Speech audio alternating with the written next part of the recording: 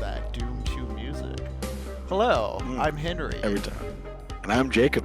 And welcome back to Techno Poverty. We've been playing through Doom 2 as part of our Summer on Doom series, reading a lot of Jorge Luis Borges along the way. We've been going through selected stories from his compilation Labyrinths. We're going to read one more. Actually, I'm going to get to that one pretty fast tonight because I keep saying I'm going to read the ZAHIR and then I don't read the ZAHIR.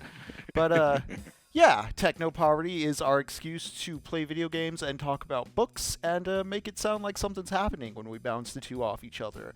We've been talking about hell a lot of made spaces and imaginary spaces, and just the versatility of Doom as an engine for, telling a first-person story, but also we're going to start getting into WADs and mods and things the community did once Doom 2 was done with by its developers.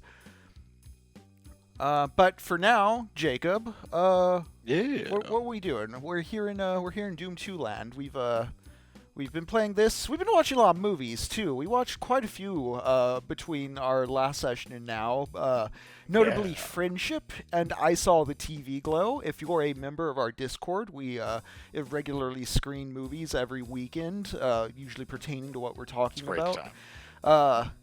Yeah, damn. The version of I Saw the TV Glow we threw on was the Blu-ray release, which the colors were so good on it, Jacob. It was gorgeous. I was honestly surprised.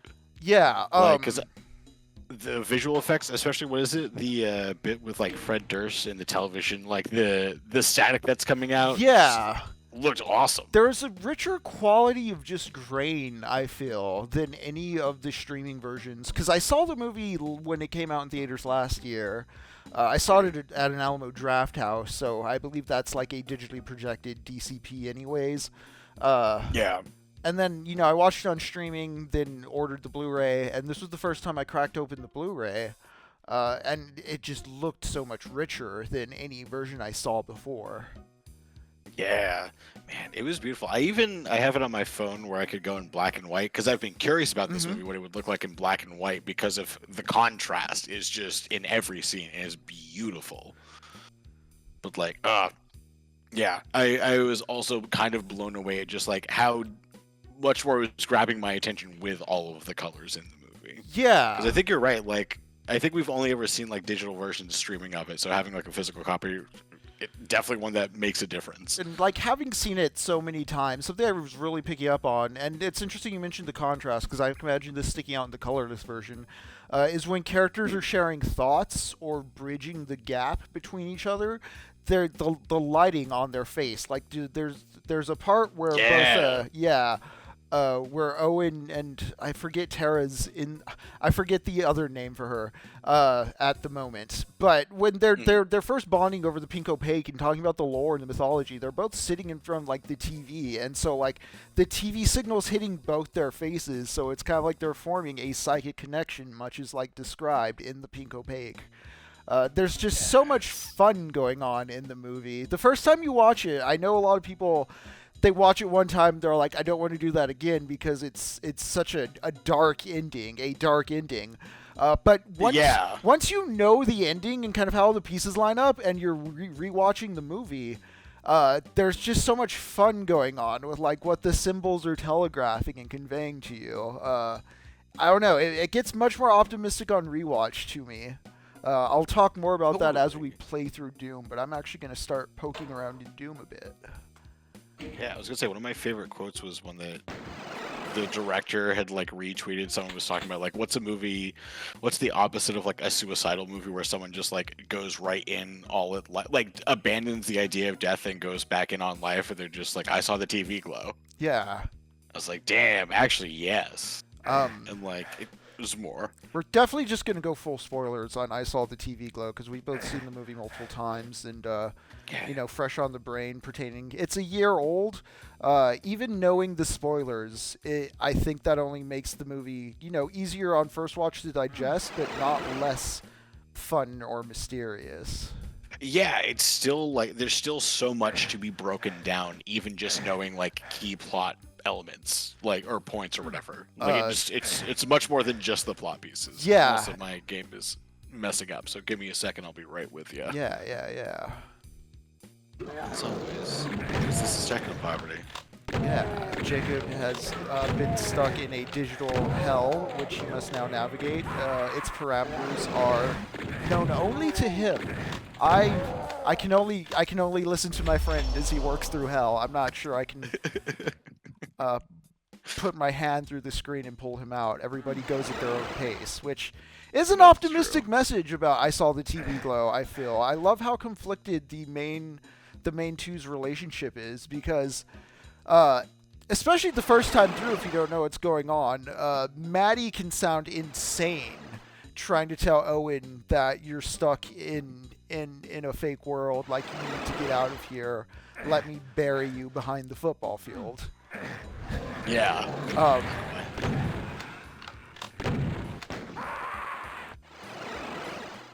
But then the passionate, just like, I want to free my friend from a prison I so obviously see them in, comes through in the rewatches in a way. I don't know. My read on it is that Maddie is correct. They are stuck in a prison. Yeah. Oh, I completely agree. I think they're also stuck in the prison of their own making.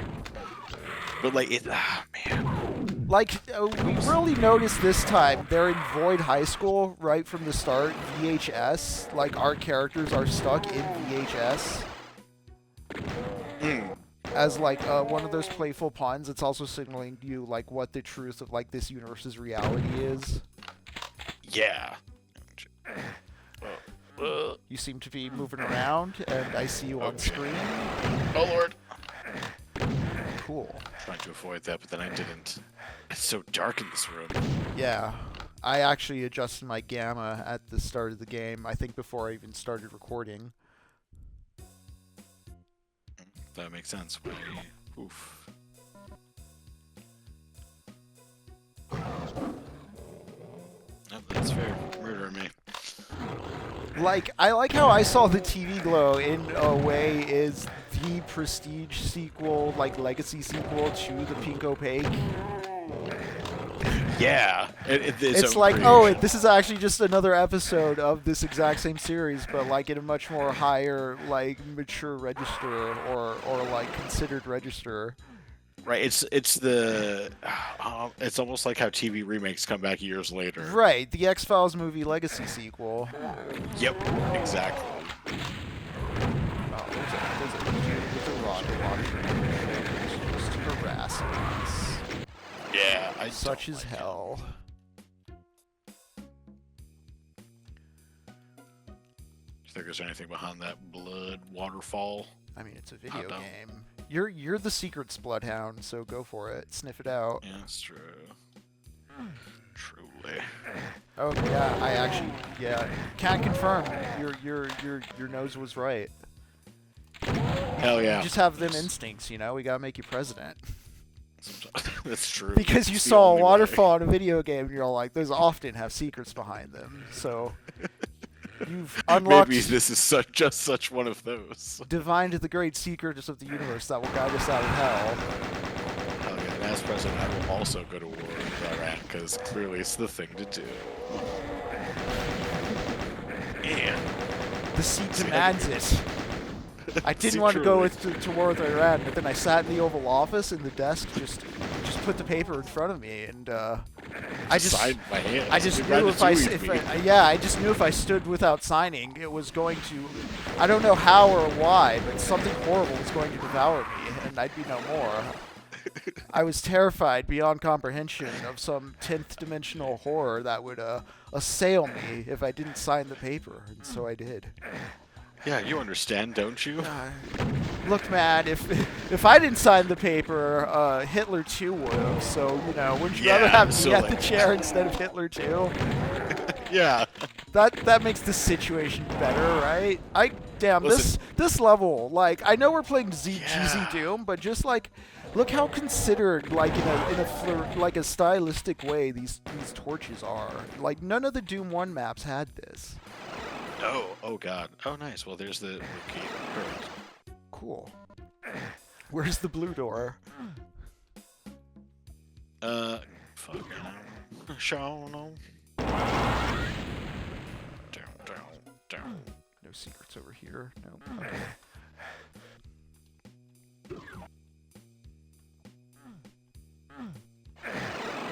Okay.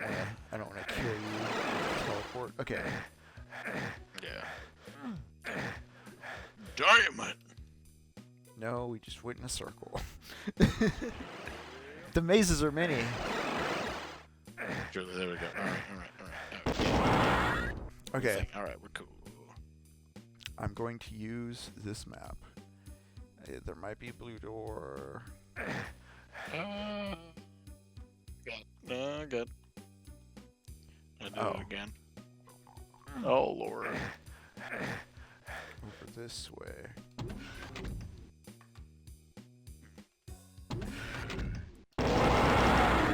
Oh yeah, I found a blue door. Also got chain gun, but okay. Yeah, no, you win some, you lose some. So it's the one you go straight on, and there's the pillar of blood. Oh yeah, all right, there we go. Now the games.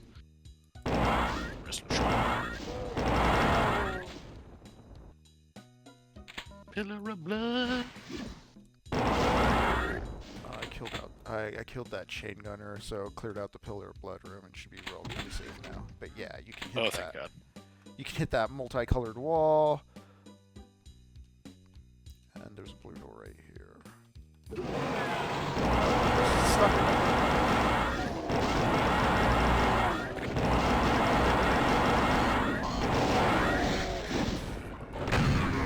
Nice.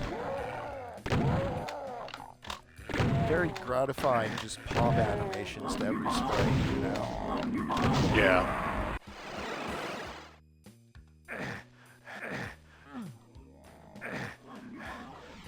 Fuck you, don't you shoot that big shit at me, you dumb ugly dude. Fuck, there we go. Alright, he's dead. Jacob, be nice to the people you murdered. The demons. They're literal demons. I guess we do have to be nice to Nazis, so we should be nice to demons too, I guess. What? No, you shoot Nazis. We did a whole Nazi level last time. We had to abolish ICE. Which, goddamn, it's just straight up an ethnic cleansing going down, you know, in terms of just like, hey, what's your skin color? Like, Yeah. I think I saw a headline that like some 70 deportees so far. Kidnappings. They've got like 70 people that were like citizens verified. Like, oh yeah. Definitely, there's definitely kidnapping. more than that. You know what I mean? As far as like sweetening the numbers goes, if that's the official statistic. 40% of those detained. Yeah. Like, guys, we don't check if they're citizens. We just assume that they have dark skin, that they're not with us. Even though it's in California. Yeah, you know, right next to fucking all of the Mexico. It's literally, yeah, extremely. I don't know. Has always had like a Latino population. They're like, oh, San Bernardino, California. Oh, really? What was the name of this place? Yeah. Oh my god. I love it. I love French people in Louisiana? What? I can't. It's impossible. It's No, not the Fireboy. No.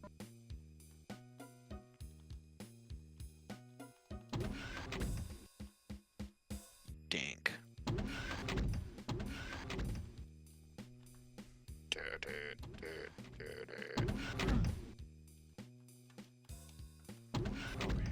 Partial invisibility. Partial invisibility. Nice.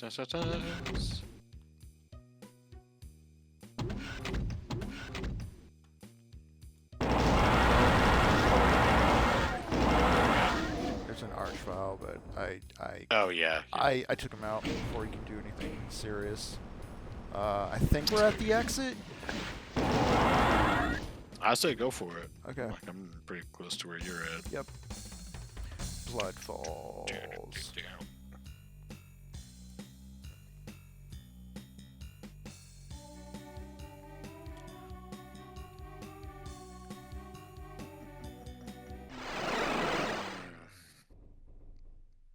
Now, what level is this? The next one. Whoa. That's me. Although, I hear a cyber demon. Oh, God, that... Yep.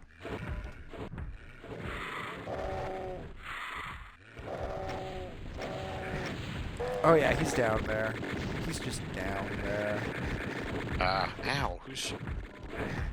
There's also a chain gunner down there. Oh, yeah, okay, that's what's hitting me. I was like, who's doing this damage to me? To get back to I Saw the TV Glow, we're talking about them being stuck in a hell of their own making, or, under the guise of Mr. Melancholy. Stuck in a place, because they're living in bad faith with themselves. This is also what friendship was about, and that kind of surprised us. Yeah.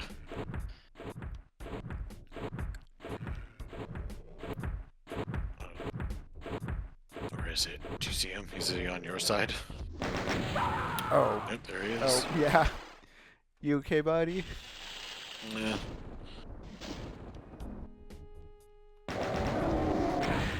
Yeah. I think we just gotta hit this switch and go down there. Alright. Okay, it's not. Oh god. Oh,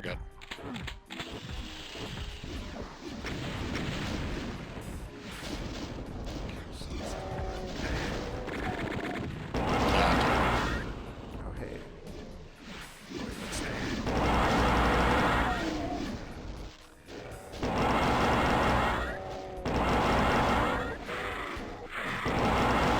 Yes, red key. I do Find it. I saw the red door, but I ran the other way, and now I'm in front of the blue door. I'm keyless. Keyless in hell. Keyless? Absolutely keyless and clueless in hell. Not the way you want to be typically. Nope. Oh, wait. What is this yellow? A yellow key? I keep forgetting the cyber demon is right there. FMELA. I think I've been living in bad faith by not reading the ZAHIR last time. That was a complete lie to the chat. So you know what, Jacob? As you explore and dodge that cyber demon, I'm going to get to the Jorge Luis Borges. If this is our last night with Doom 2, I think this is probably our last night with Labyrinths. After Labyrinths, we're gonna look at Roadside Picnic and Stalker, and we're gonna show Stalker on the Discord at some point. Also, hell yeah. yeah. Also, though, I'm not sure if that's gonna be this immediate Sunday. I can't remember if we have a gig sometime or the other because of stuff happening. We'll check. But yeah, I'll double check on that. Yeah. We might be free this weekend, but also just definitely chat to give you a heads up. On July 3rd, our typical Thursday show will not be happening. However, on July 4th, I'm thinking of starting a little earlier in the day. We have a surprise game in store. It may be a shining moment, a temporary reprieve from all this hell for our nation's birthday, July 4th, Friday, July 4th. I'm thinking, I don't know, maybe 2 p.m. CST. We'll see as it shapes up. But yeah, let's get to the ZAHIR. Oh yeah, we got the jams for this session too. In Buenos Aires, the ZAHIR is an ordinary coin worth 20 centavos. The letters N, T, and the number 2 are scratched as if with a razor blade or penknife. 1929 is the date on the obverse. In Gujarat, towards the end of the 18th century, the ZAHIR was a tiger. In Java, a blind man from the mosque of Surakarta whom the faithful pelted with stones. In Persia, an astrolabe which Nadir Shah caused to be sunk to the bottom of the sea. In the Mahdi's prisons, along about 1892, it was a little compass which Rudolf Karl von Slatten touched, tucked into the fold of a turban. In the Mosque of Cordova, according to Zottenberg, it was a vein in the marble of one of the 1,200 pillars. In the Tetuan ghetto, it was the bottom of a well. Today is the 13th of November. The ZAHIR came into my possession at dawn on June 7th. I am no longer the I of that episode, but it is still possible for me to remember what happened, perhaps even to tell it. I am still, however, incompletely Borges. Clementa Villar died on the 6th of June. Around 1930, her pictures were clogging the society magazines. Perhaps it was this ubiquity that contributed to the legend that she was extremely pretty, although not every portrait bore out this hypothesis unconditionally. At any rate, Clementa Villar was interested in less in beauty than in perfection. The Hebrews and the Chinese codified every conceivable human eventuality. It is written in the Mishra that a tailor is not to go out into the street carrying a needle once the Sabbath twilight has set in, and we read in the Book of Rites that a guest should assume a grave air when offered the first cup, and a respectfully contested air upon receiving the second. Something of this sort, though in much greater detail, was to be discerned in the uncompromising strictness which Clementa Villar demanded of herself. Like any Confucian adept or Talmudist, she strove for irreproachable correctness in every action, but her zeal was more admirable and more exigent than theirs because the tenets of her creed were not eternal, but submitted with the shifting caprices of Paris or Hollywood. Clementa Villar appeared at the correct places, at the correct hour, with the correct opportunists and correct boredom. But the boredom, the opportunists, the hour, and the places would almost immediately become passé and would provide Clementa Villar with a material for a definition of cheap taste. She was in search of the absolute, like Flaubert, only hers was an absolute of a moment's duration. Her life was exemplary, yet she was ravaged unremittingly by an inner despair. She was forever experimenting with new metamorphoses, as if though trying to get away from herself. The color of her hair and the shape of her coiffure were celebrately unstable. She was always changing her smile, her complexion, the slant of her eyes. After 32, she was scrupulously slender. The war gave her much to think about. With Paris occupied by the Germans, how could one follow the fashions? A foreigner whom she had always distrusted presumed so far upon her good faith as to sell her a number of cylindrical hats. A year later, it was divulged that those absurd creations had never been worn in Paris at all. Consequently, they were not hats, but arbitrary, unauthorized eccentricities. And troubles never come singly. Dr. Villar had to move to the Euro Street, and his daughter's portrait was now adorning advertisements for cold cream and automobiles. The cold cream that she abundantly applied, the automobiles she no longer possessed. She knew that the successful exercise of her art demanded a large fortune, and she preferred retirement from the scene to halfway effects. Moreover, it pained her to have to compete with giddy little nobodies. The gloomy Araz apartment was too much to bear. On the 6th of June, Clementa Villar committed the solecism of dying in the very middle of the southern district. Shall I confess that I, moved by the most sincere of Argentinian passion, snobbery, was enamored of her, and her death moved me to tears? Probably the reader has already suspected as much.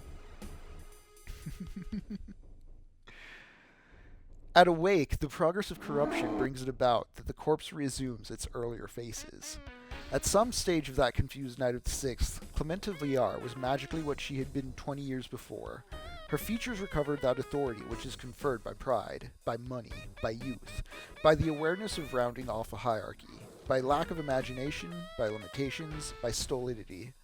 Somehow, I thought, no version of that face which has disturbed me so will stay in my memory as long as this one. It is right that it should be the last, since it might have been the first. I left her rigid among the flowers, her disdain perfected by death. It must have been about 2 a.m. when I went away. Outside, the predictable rows of 1- and 2-story houses had taken on the abstract appearance that is theirs at night, when darkness and silence simplify them. Drunk with an almost impersonal piety, I walked through the streets. At the corner of Chile and Torquay, I saw an open shop, and in that shop, unhappily for me, 3 men were playing cards. In the figure of speech called oxymoron, a word is modified by an epithet which seems to contradict it. Thus, the Gnostics spoke of dark light, and the alchemist of black sun. For me, it was kind of an oxymoron to go straight from my last visit with Clementa Villar to buy a drink at a bar. I was intrigued by the coarseness of the act, by its ease. The contrast was heightened by the circumstance that there was a card game in progress. I asked for a brandy. They gave me the ZAHIR in my change. I stared at it for a moment and went out into the street, perhaps with the beginnings of a fever. I reflected that every coin in the world is a symbol of those famous coins which glitter in the history and fable. I thought of Charon's obol, of the obol for which Boris begged, of Judas's 30 coins, of the drachms of lace, the famous courtesan, of the ancient coin which one of the 7 sleepers pre-offered, of the shining coins of the wizard in the 1001 Nights that turned out to be bits of paper, of the inexhaustible penny of Isaac Lochtim, of the 60,000 pieces of silver, one for each line of an epic, which Ferdusi sent back to a king because they were not of gold, of the doubloon which Ahab nailed to the mast, of Leopold Bloom's irreversible florin, of Louis, whose pictured face betrayed the fugitive Louis XVI near Varennes. As if in a dream, the thought that every piece of money entails such illustrious connotations as these seems to me of huge, though inexplicable, importance. My speed increased as I passed through the empty squares and along the empty streets. At length, weariness deposited me at a corner. I saw a patient iron grating, and, beyond the black and white flagstones of Conception, I had wandered in a circle and was now a block away from the store where they had given me the ZAHIR. You ever get a coin and it just makes you think of all coins ever, Jacob? Rarely, but it does happen. Although should I preamble this as a joke? How much physical money is out there in circulation now? I don't think it's real. I think it's all numbers. Big bank wants you to think people are working in actual locations to safeguard money. It's all on the web, guys. It's not real. Yeah. It's all the ZAHIR. There's no money. How's the map treating you, by the way? Honestly, pretty good. I found a lot more secrets than I was expecting to so far. Yeah, I see you. But I see you coming around. Oh lord, these guys are painful. They like to kill you a lot. I turned back. The dark window told me from a distance that the shop was now closed. In Belgrano Street, I took a cab. Sleepless, obsessed, almost happy, I reflected that there is nothing less material than money, since any coin whatsoever, let us say a coin worth 20 centavos, is, strictly speaking, a repertory of possible futures. Money is abstract, I repeated. Money is the future tense. It can be an evening in the suburbs, or music by Brahms. It can be maps, or chess, or coffee. It can be the words of Epictetus teaching us to despise gold. It is the Proteus more versatile than the one of the Isle of Pharos. It is unforeseeable time, Bergsonian time, not the rigid time of Islam or the Porch. The determinists deny that there is such a thing in the world as a single possible act. Id est, an act that could or could not happen. A coin symbolizes man's free will. I did not suspect that these thoughts were an artifice opposed to the ZAHIR, an initial form of its demonical influence. I fell asleep after much brooding, but I dreamed that I was the coin, guarded by a griffin. The next day I decided that I had been drunk. I also made up my mind to get rid of the coin that had caused me so much worry. I looked at it. There was nothing out of the ordinary about it except for some scratches. The best thing to do would be to bury it in the garden, or hide it in some corner of the library, but I wanted to remove myself from its orbit. I preferred to lose it. I did not go to the Pilar that morning, or to the cemetery. I took the underground to Constitucion, and from Constitucion to the corner of San Juan and Bodeo. I got off, and on impulse, at Urquiza, walked west and south. With scrupulous lack of plan, I rounded a number of corners, and in a street which looked to me like all the others, I went into a wretched little tavern, asked for a drink of brandy, and paid for it with the ZAHIR. I half closed my eyes behind my dark spectacles, managing not to see the house numbers or the name of the street. That night I took up Verono tablet and slept peacefully. Up until the end of June, I was busy writing a tale of fantasy. This contained 2 or 3 enigmatic circumlocutions, or kinnings. For example, instead of blood, it says sword water, and gold is the serpent's bed. The story is told in first person. The narrator is an ascetic who has abjured the society of men, and who lives in a kind of wilderness. The name of this place is ZAHIR. Because of the simplicity and candor of his life, there are those who consider him an angel. But this is a pious exaggeration, for there is no man who is free of sin. As a matter of fact, he has cut his own father's throat, the old man having been a notorious wizard who by magic arts had gotten possession of a limitless treasure. To guard this treasure from the insane covetousness of human beings is the purpose to which our ascetic has dedicated his life. Day and night he keeps watch over the hoard. Soon, perhaps too soon, his vigil will come to an end. The stars have told him the sword has already been forged which will cut it short forever. Graham is the name of that sword. In a rhetoric increasingly more complex, he contemplates the brilliance and the flexibility of his body. In one paragraph, he speaks distractedly of his scales. In another, he says that the treasure which he guards is flashing gold and rings of red. In the end, we understand the aesthetic is the serpent Fafnir, that this treasure upon which he lies is the treasure of the Nibelungs. The appearance of Sigurd brings the story to an abrupt end. I've said that the composition of this trifle, into which I inserted, in a pseudo-erudite fashion, a verse or two from the Fafnir, gave me a chance to forget the coin. There were nights when I felt so sure of being able to forget it, that I deliberately recalled it to mind. What is certain is that I overdid these occasions. It was easier to start the thing than to have done with it.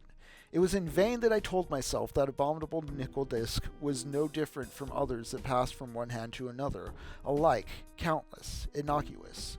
Attracted by this idea, I tried to think of other coins, but could not.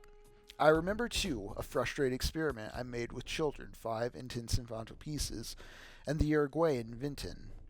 On the 16th of July, I acquired a pound of sterling. I did not look at it during the day, but that night, and other nights, I put it under a magnifying glass and studied it by the light of a powerful electric lamp. Afterwards, I traced it on paper with a pencil. But the brilliance in the dragon and St. George were of no help to me. I could not manage to change obsessions. In August, I decided to consult a psychiatrist. I did not tell him the whole of my ridiculous story.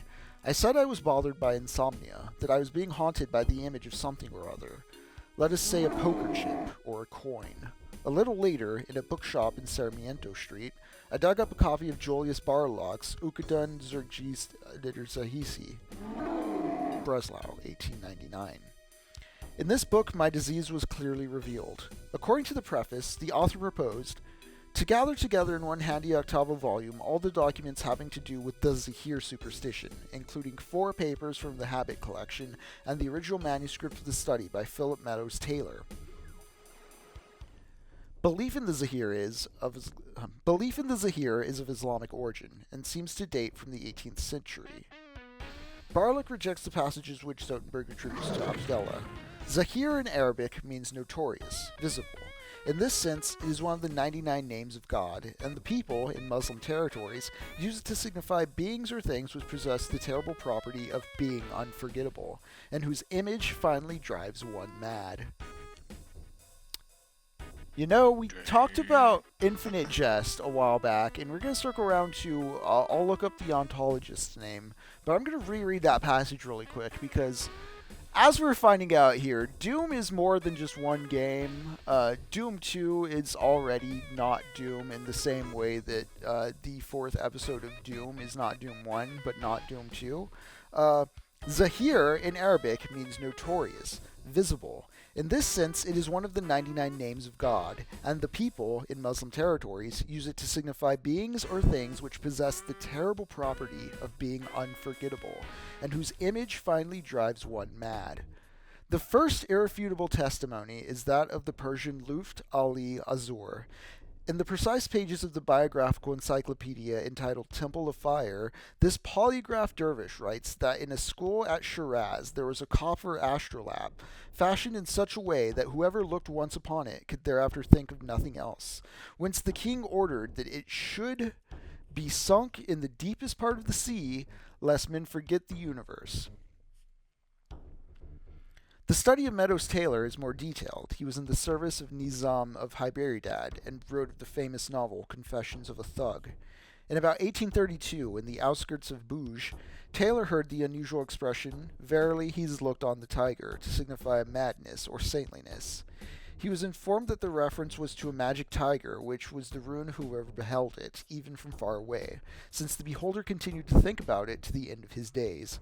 Someone said that one of these unfortunates had fled to Mysore, where he had painted the figure of the tiger on the walls of some palace. Years later, Taylor was inspecting the jails of the kingdom, and in the one at Natura, the governor showed him a cell where the floor, the walls, and the ceiling had been covered in barbaric colors with time which time was subtilizing before erasing them by a Muslim fakir's elaboration of a kind of infinite tiger. This tiger was composed of many tigers in the most vertiginous fashion. It was traversed by tigers, scored by tigers, and it contained seas and Himalayas and armies which seemed to reveal still other tigers. The painter had died many years ago in this very cell. He had come from Sind, or maybe Gujarat, and his original purpose had been to design a map of the world. Indeed, some traces of this were yet to be discerned in the monstrous image. Taylor told the story to Muhammad al-Yemeni of Fort William. Muhammad informed him that there was no created thing in this world which could not take the properties of the Zahir, but that the All-Merciful does not allow two things to be it at the same time, since one alone is able to fascinate multitudes. He said that there is always a Zahir, that in the age of innocence it was an idol named Yak, the later a prophet Jorson who used to wear a veil embroidered with stones, or a golden mask. He also said that God is inscrutable. I read Barlock's monograph, read it and reread it. I hardly need to describe my feelings. I remember my despair when I realized that nothing could save me, the sheer relief of knowing that I was not to blame for my predicament, the envy I felt for those whose Zahir was not a coin, but a piece of marble or a tiger. How easy it would be to not think of a tiger. And I also remember that odd anxiety which I studied this paragraph. A commentator in the Gulsan Raz says that he who has seen the Zahir will soon see the rose, and he cites a verse interpolated in the Saranama, Book of Things Unknown, of Attar. The Zahir is the shadow of the rose, and the rending of the veil. The Zahir is the shadow of the rose, and the rending of the veil. The object that shows you maybe everything is fake?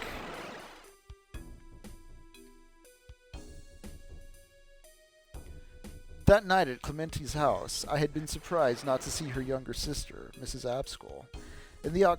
In October, one of her friends told me about it. Poor Jolie, she got awfully queer, and they had to shut her up in the Bosch. She's just going to be the death of the nurses who have to spoon-feed her. Why, she keeps on talking about a coin, just like Marina Sackman's chauffeur. Time, which generally attenuates memories, only aggravated that of the Zahir. There was a time when I could visualize the obverse and then the reverse. Now I see them simultaneously. This is not as though the Zahir were crystal, because it's not a matter of one face being superimposed upon the other.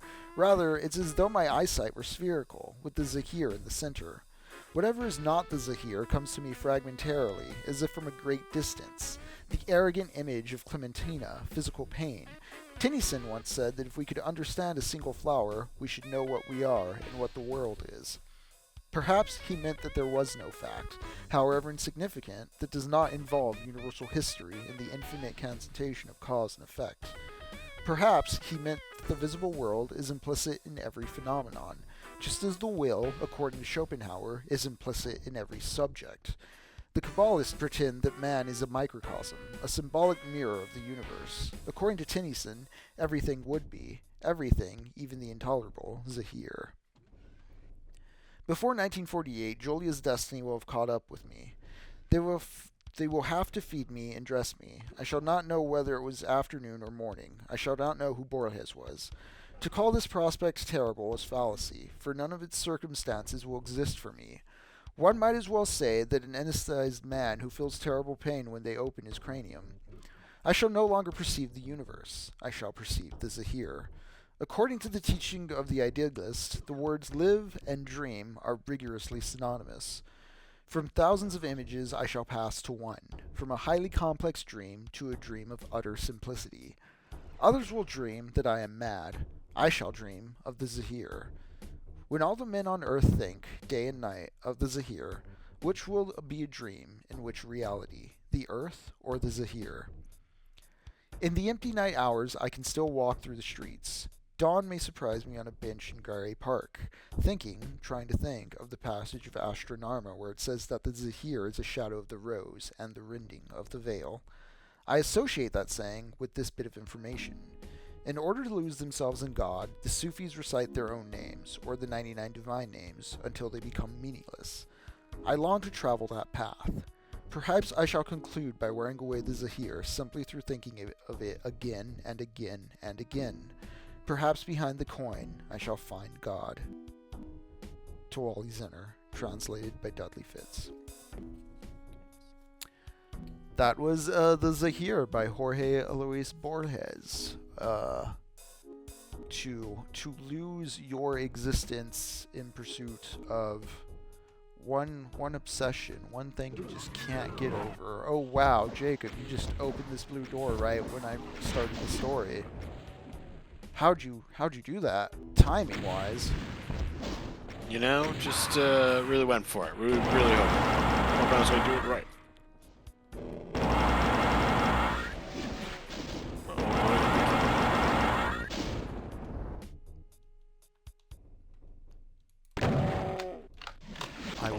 I will get this yellow key for us. Much like these are here. Oh no, maybe I won't. I'll try. Maybe. Let's see. Here's the red door.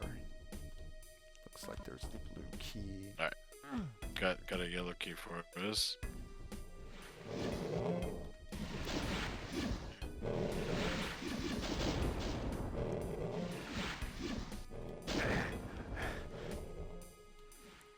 There's a lot of cacodemons out there. Just a heads up. Damn, yeah, there are. They're heading our way.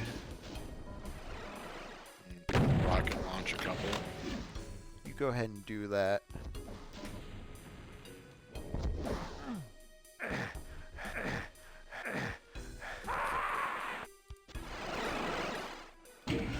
I think the Zahir was the first time I encountered the sort of hyperreal or infinite object conception of just like, oh yeah, a coin stands for like all coins, or talking about money as like a potential unused. Just like, oh yes, there's like in theory, a sort of a liquid transference of something, some sort of potentiator there in having money, you know.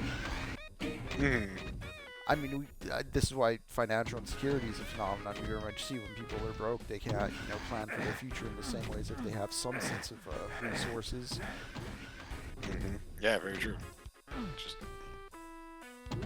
yellow door. I'm stuck on the floor. Yellow door. But I got all the keys. That's alright. Maybe this is an exit? Go for it. So. See hell. Whee! Cool, yeah.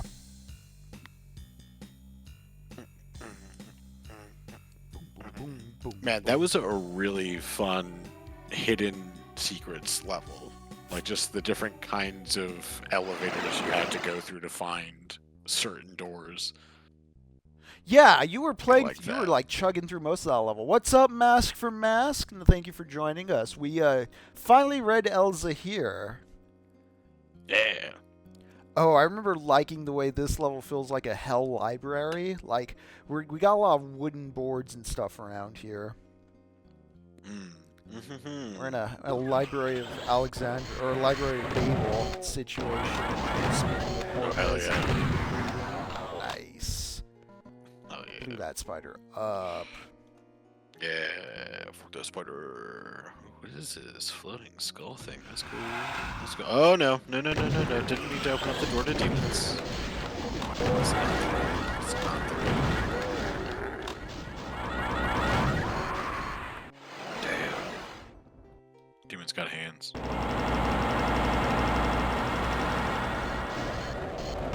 think to get back to our old friend Hauntology. Oh hey, a secret is revealed. Nice. The Zahir is sort of the token form, ghosts possess or get carried around as, if we're not talking about like architecture and mythology.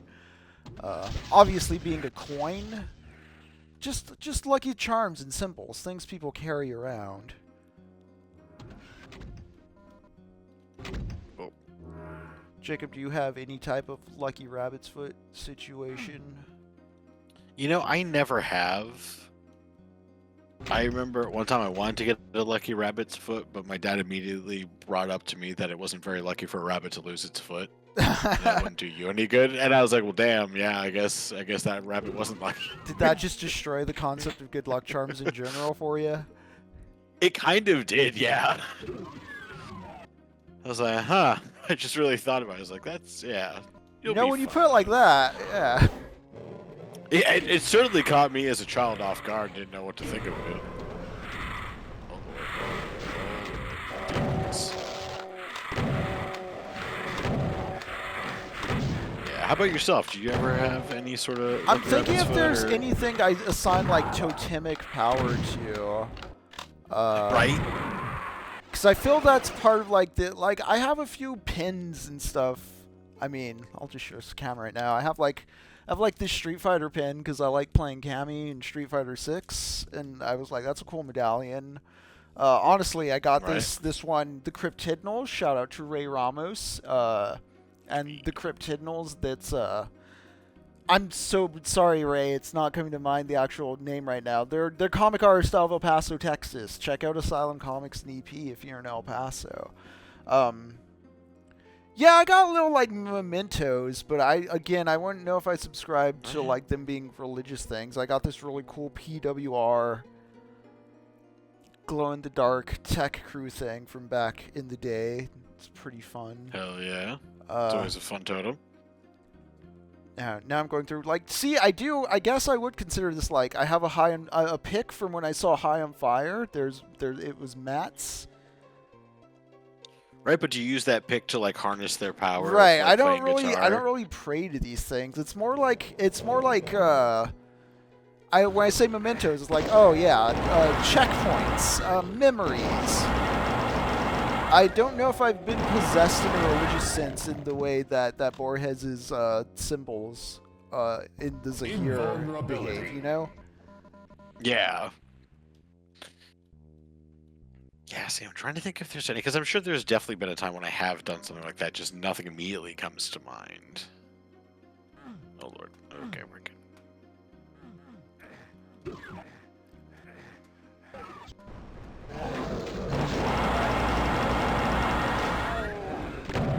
Oh, there's all monsters in here.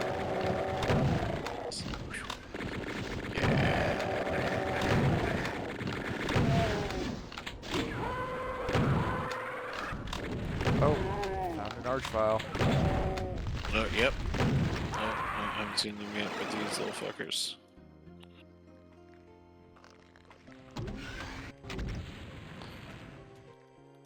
Those damn revenants. Listen, boys, I don't mind, appreciate it.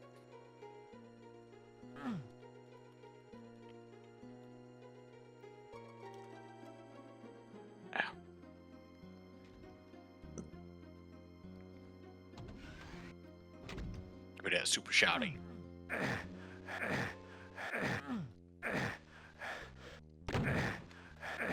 No, how do I get out of here? Oh, I hear trouble. Yep. I don't like him.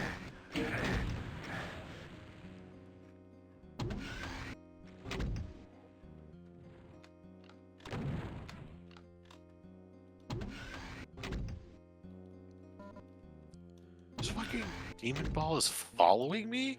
I do wonder if I'm less prone to, like, superstitious bouts of, like, having a nostalgia totem because of, I feel like I've never really stopped playing, like, old video games, quote-unquote. As we start making it through Doom WODs and approaching Doom Eternal, we'll talk more about just the feeling of, like, Doom 2016, Doom Eternal cashing in on, like, nostalgia if somebody played Doom in the 90s and then didn't touch it for, like, a decade.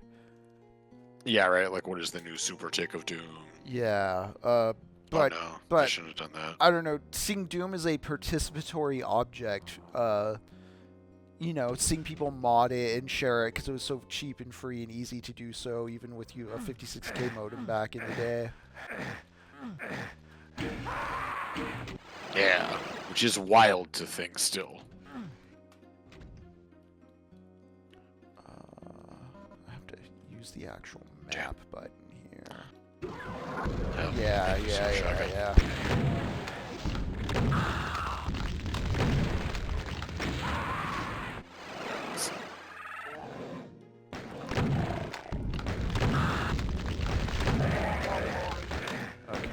Archfiles out.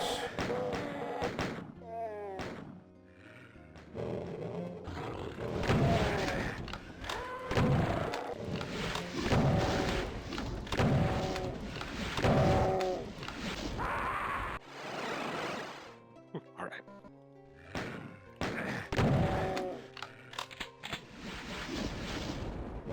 Man, this is an extensive death library. Right? The weird halls of hell. Like the actual bookshelf textures, too. Yeah, they really went all for it. Like, I think in the third episode of Doom 1, the second to last level kind of feels like a hell cave, but it still doesn't reach, like, the levels this is hitting for me.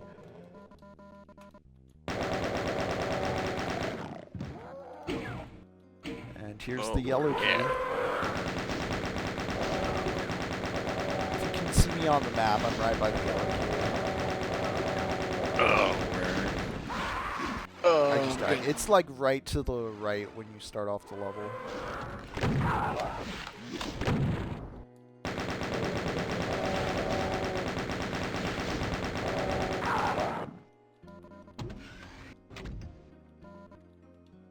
My favorite mode of adventure is just running in, like putting it in map mode and then running around until I hear guns going off and monsters. I'm like, oh no, now I need to fight. Like, oh, I'm in a monster closet. Yeah. Oh boy. Oh jeez.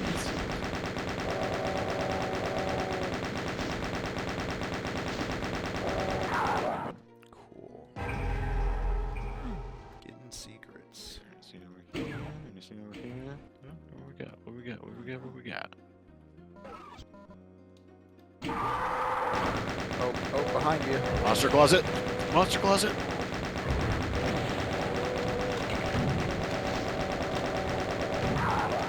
Hell yeah.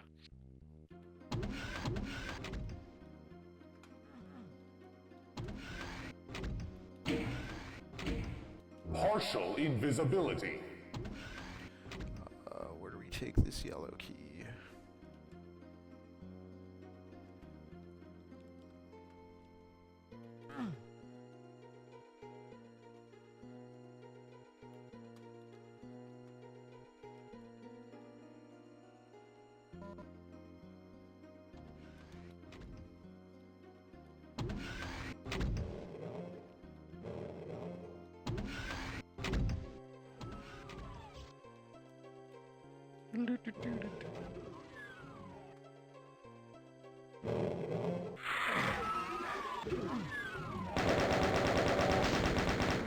Ah, yeah, okay, over here, of course.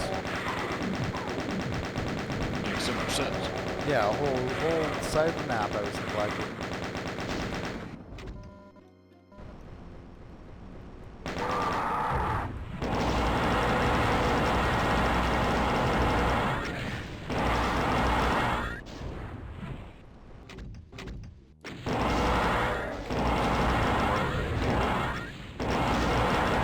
Oh, yellow door, if you can see me, where I'm at. I cannot... Keep going straight and down to that little pit. Take a left. Yeah, go that way. Fall down into down the pit. there? Okay, I'll go down in a moment. Almost better.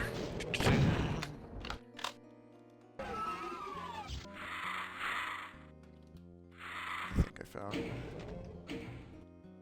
something. Soul Sphere.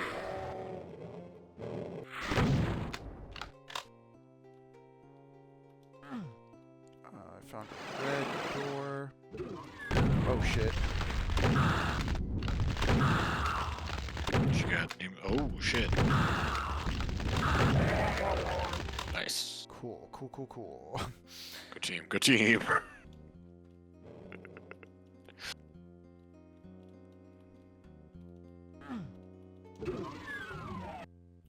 Oh, okay, yeah. There's just bodies here already. Cool. Yeah. Right, it's this door, I think. This is the other door. And here's the blue key.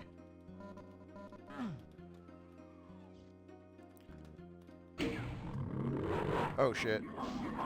Oh boy. Yep, that'll do it. That'll certainly do it.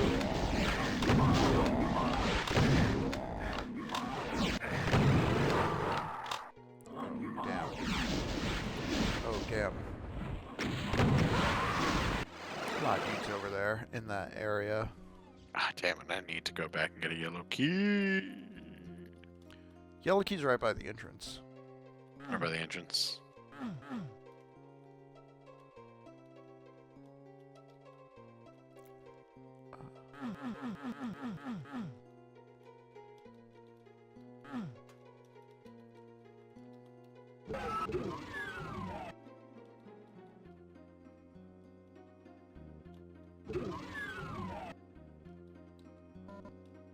Did all that.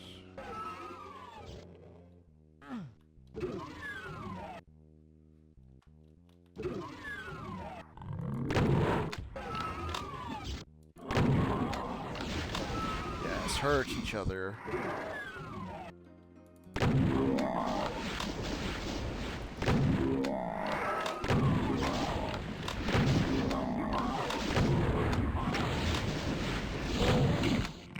Yes.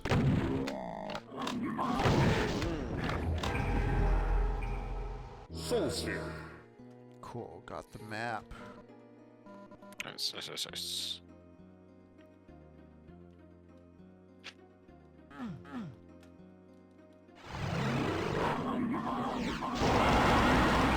Soul Sphere. Confused, but I'll keep going.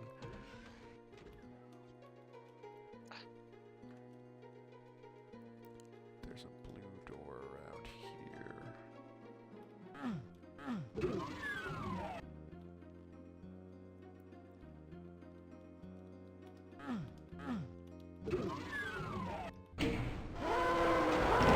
Oh, found the red key.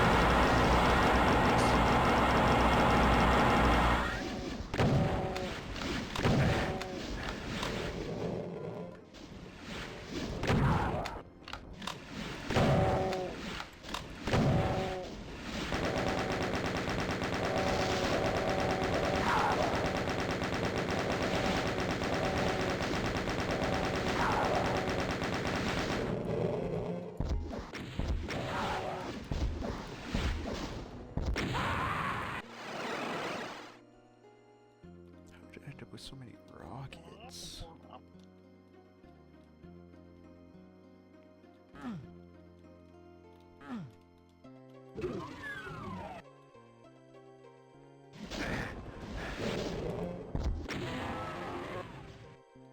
Soul Sphere. Got him.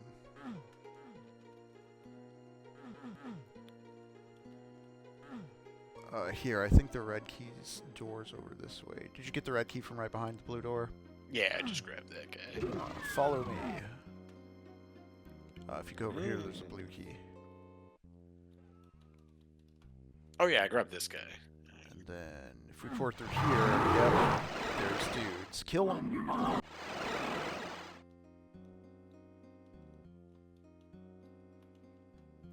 You're gonna fight dudes.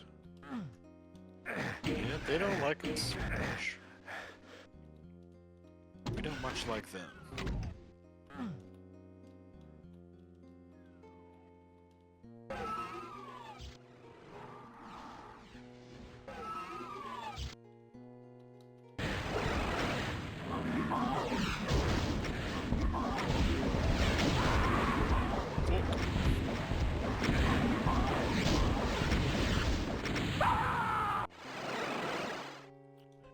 It's okay. I've rocketed most of them.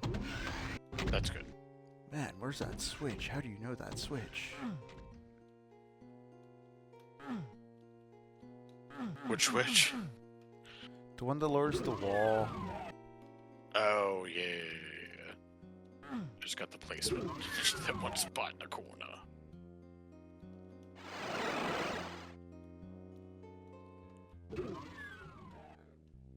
Hell yeah. Okay, I think he was killed. Okay.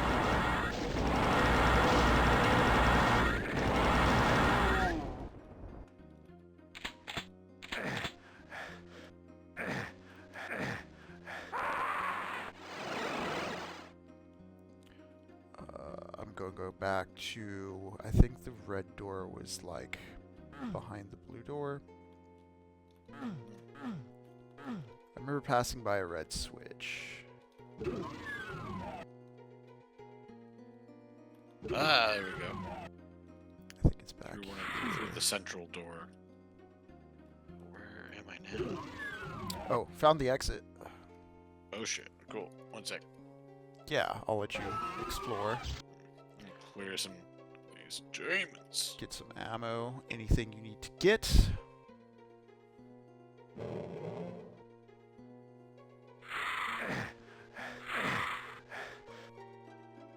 Fuck yeah.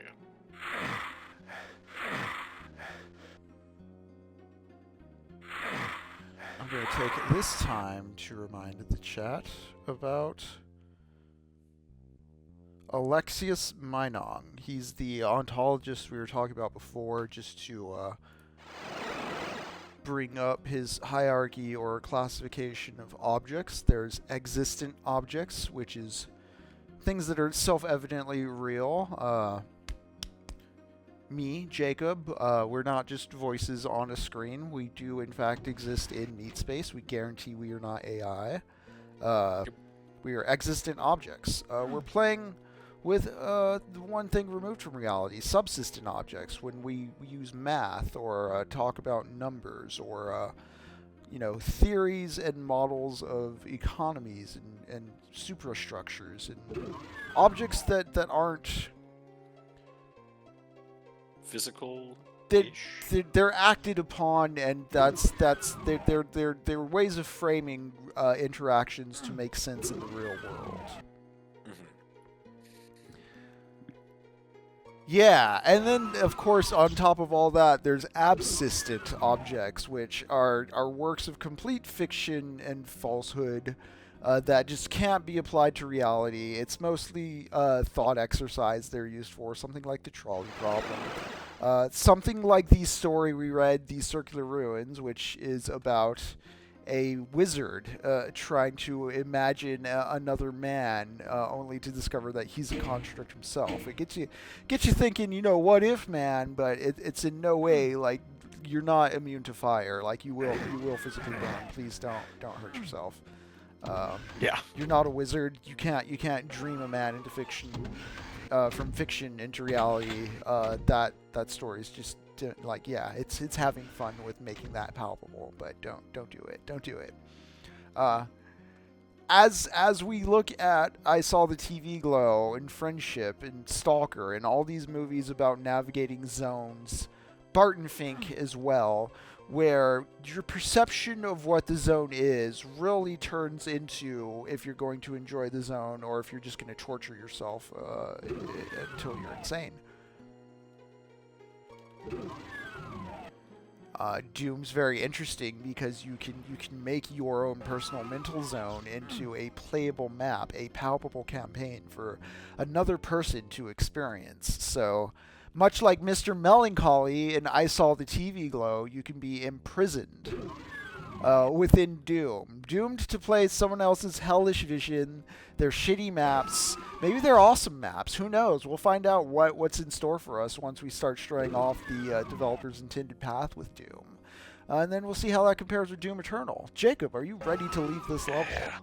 I am. I'm ready for it. I know Jacob got some enjoyment out of Doom Eternal. I know friend of the show, Hey Surge, was talking with us on Discord. I was talking with him on Discord, not on the Techno Poverty Discord, but elsewhere, just about what it is, how it feels. Mm-hmm. I'm excited to get to it. I think we're gonna, much like the only way our protagonist in the ZAHIR thinks they can deal with the ZAHIR is by saying it again and again and again and again and again until it leaves no meaning. I'm hoping to do that with Doom. I'm hoping we get so tired of Doom that we get to Doom Eternal and it's a completely fresh and different thing than all of these WADs and 2.5D dungeons we've been crawling through, and I'll just be able to enjoy it instead of thinking of it as like Doom, Yeah. And whatever form it is in this one. This always makes me wary when they set you up with a lot of They're just like, here's a equipment chainsaw, yeah. Oh, Yeah. there's Oh, here's a so rocket many launcher. pain elementals over here. Yeah, I just opened up a door and just got effed in the A real fast. Not in a fun way. Yeah, not. Damn. Yeah.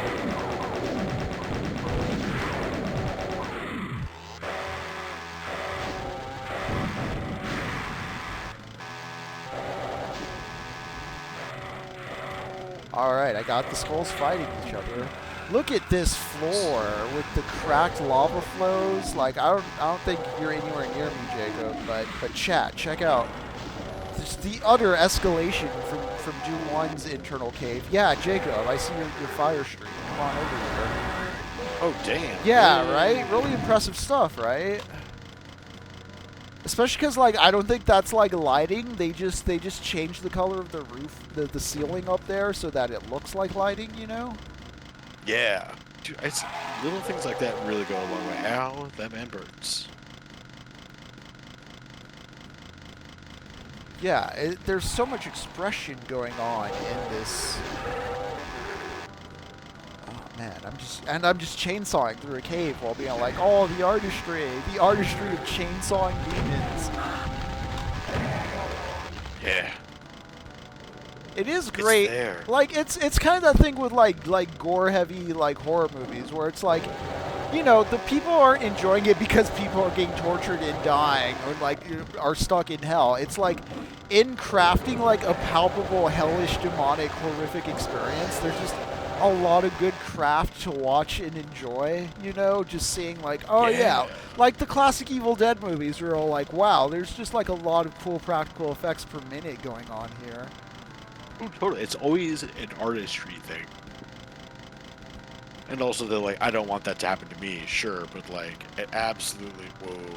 To take like the idea of living in bad faith from Friendship and I Saw the TV Glow, like, imagine just playing this game in bad faith and just be like, oh, this is all old and looks like shit because it doesn't have the highest resolution or like the sharpest graphics and like, nah, like that's why you have to engage with like things on their own terms and just kind of like not let your whole nostalgia barrier like hold you away from enjoying things sincerely. Yeah. Yeah, it's really easy to fall into that. It's like, there's so much good stuff to do.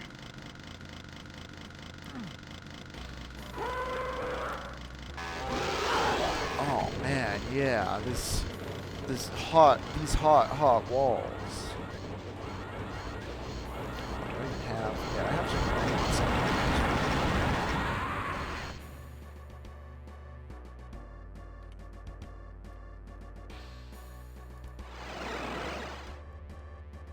Yeah, they're just really flexing with this level.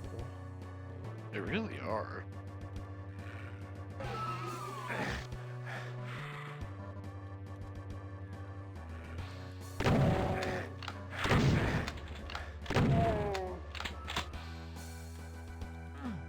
I saw you zip past me. Where'd you go? I'm right here. Right behind you. Okay, go back the other way. I didn't know this was here.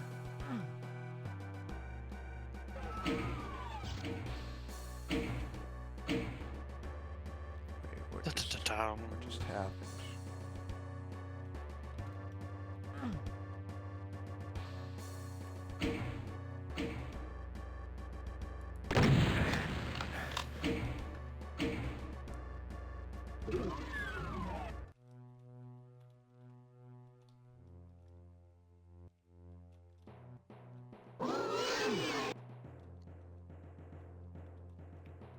Did you go through the crack in the wall yet? Have you figured that out?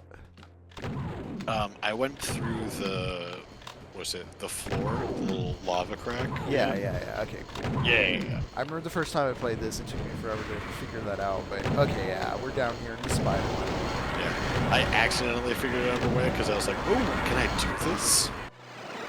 Yes, you can. Come on. You really can.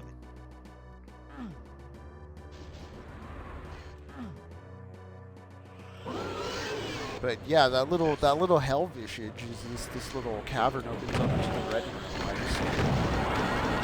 It's so good.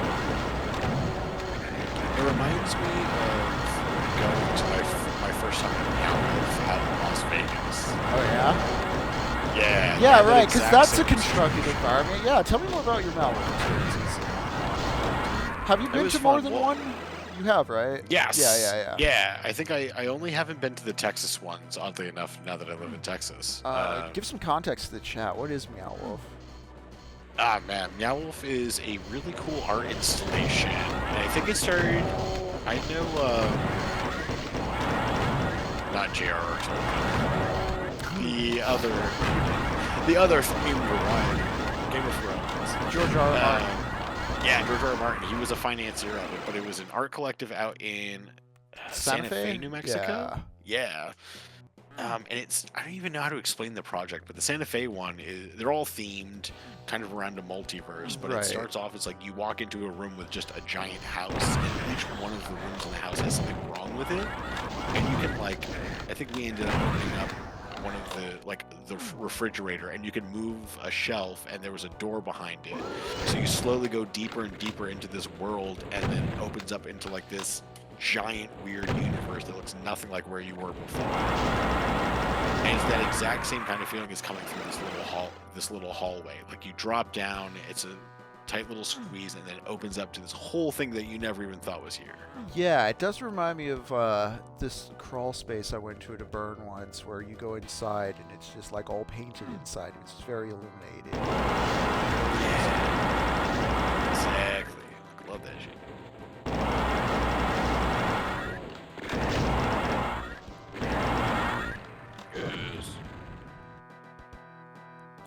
And this kind of thing is like the hook of Doom for me. At least the classic ones. Is I wanted to see. I remember at some point, like just being like, "What's in the back end of Doom, really? Like, what does like this campaign through hell like?" You know, you see the front-loaded shareware version, and you have a certain idea of like what Doom is as far as like an old archaic shooter goes. But I was like, "What's the actual structure of the thing look like?" Yeah, right. Like, look, there's a weird hell throne room here. What is this place? Oh man. Whoa. Oh, okay. I think you hit a switch on the wall around there and it does something. Yeah, it was on that side. But like, is that the secret? The secret that there's this?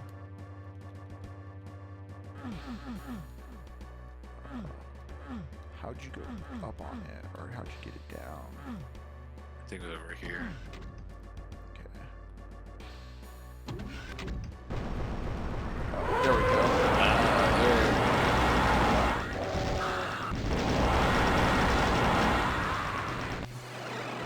Oh no, Mr. Fireman. Mr. Fireman.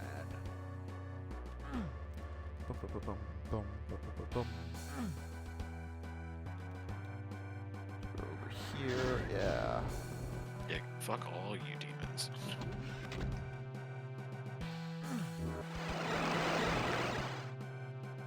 Great. Oh, did I kill you? Oh, yeah, it's all good. It was funny because I'm like, invulnerable, and then it cuts off, and I just died. Like, well, I guess I wasn't that invulnerable, huh? So the lucky rabbit's foot all over again, man. It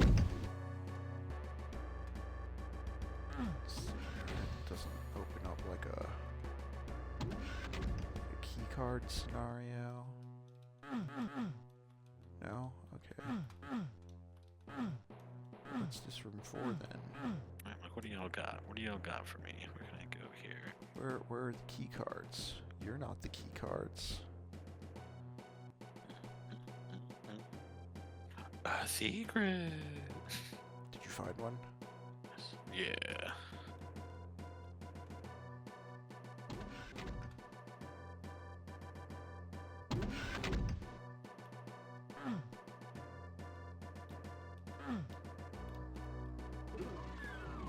Oh, finally. I got the yellow key card. It's in, nice. It's in that throne room. There was a switch I wasn't seeing.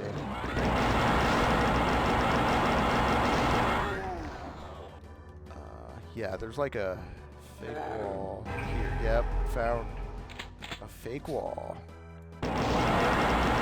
Dudes be coming out of the walls. It's really scary, actually. How dudes be coming out of the walls. These gut walls, these organ walls.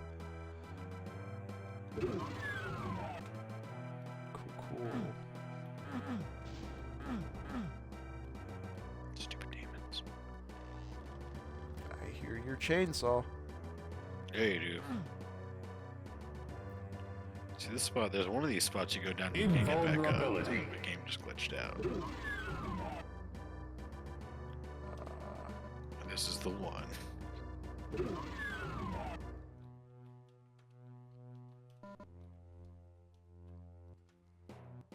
Is that all the yellow doors for?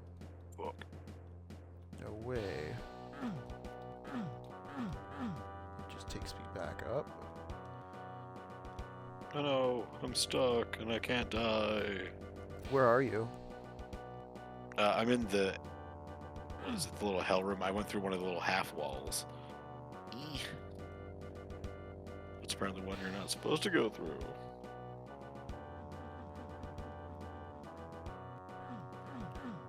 I hear you.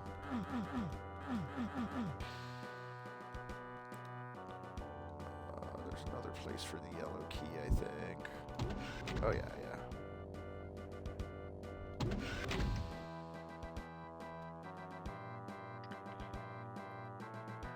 Oh, yeah, I'm back at the start. The red key's right at the start? Oh, man.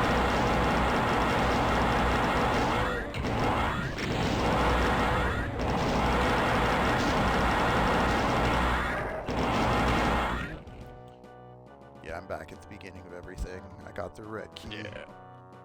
I'm stuck. I think I'll have to wait until you get out. Do you have a rocket launcher you can blow yourself up with? I don't. Dang. I'm all out of rockets. It's trippy though. Tell you what. Oh, I see. I see where you're at. Yeah, this weird little half wall. Did you crouch in? Yeah, I'm That's like, oh, why, here's the turn. yeah. Was not the turn. Nope, it's the one you can just straight walk in. I have a red key. Where's the red door? What?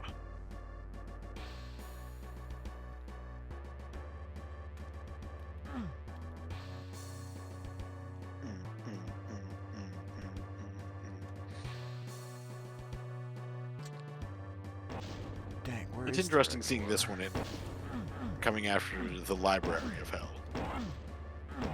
The weird hell chasm? Yeah. Ah, there you are. Yeah, kill me.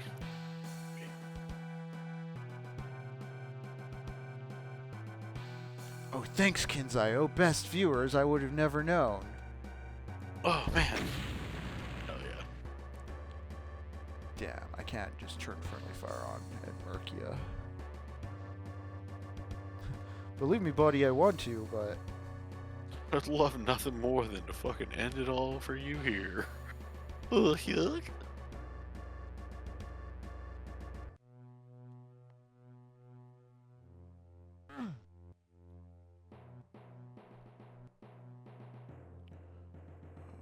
Where's that red door?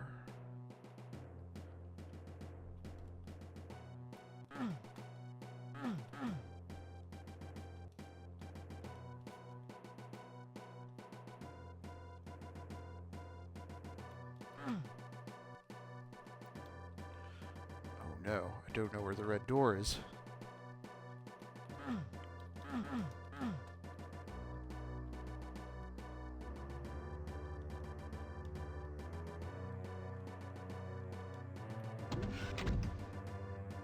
Is it back in the opposite direction?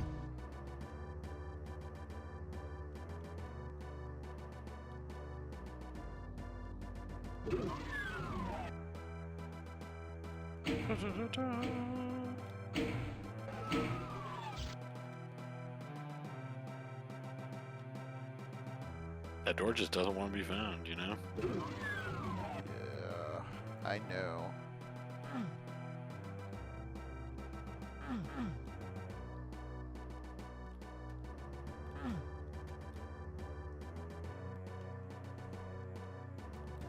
See, I'm off map over here. Nothing Oh, hello. I found a secret.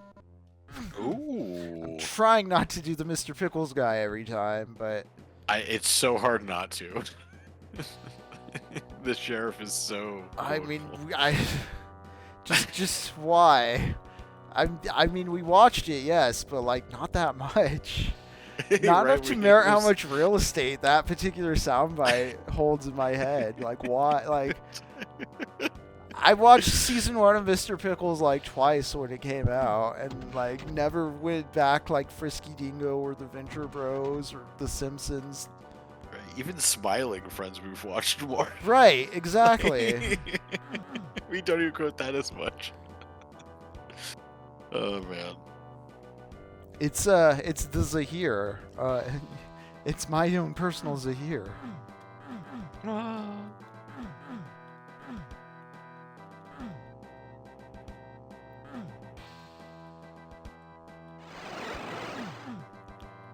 Okay, I really don't remember where the red door is. I can't believe it. I could have swore it was like down here in the lava stuff, but it's not. There's a yellow door that doesn't really do anything.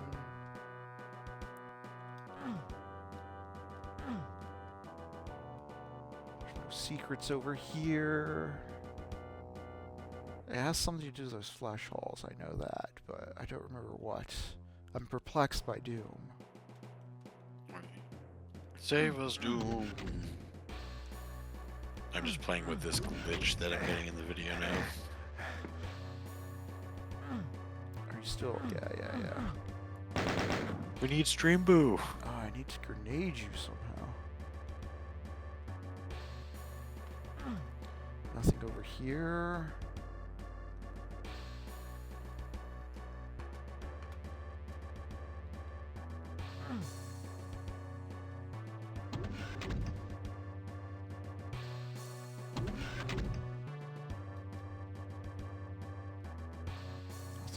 Start.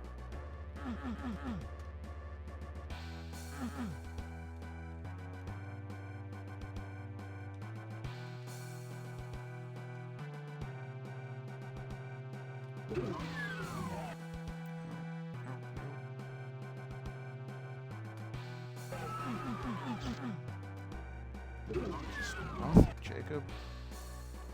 Nothing? Nothing! It's paint squiggles.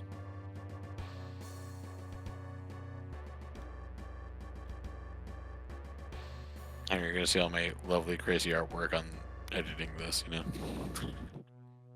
Yeah, you're ghosting and artifacting. Yeah, this beautiful video glitching.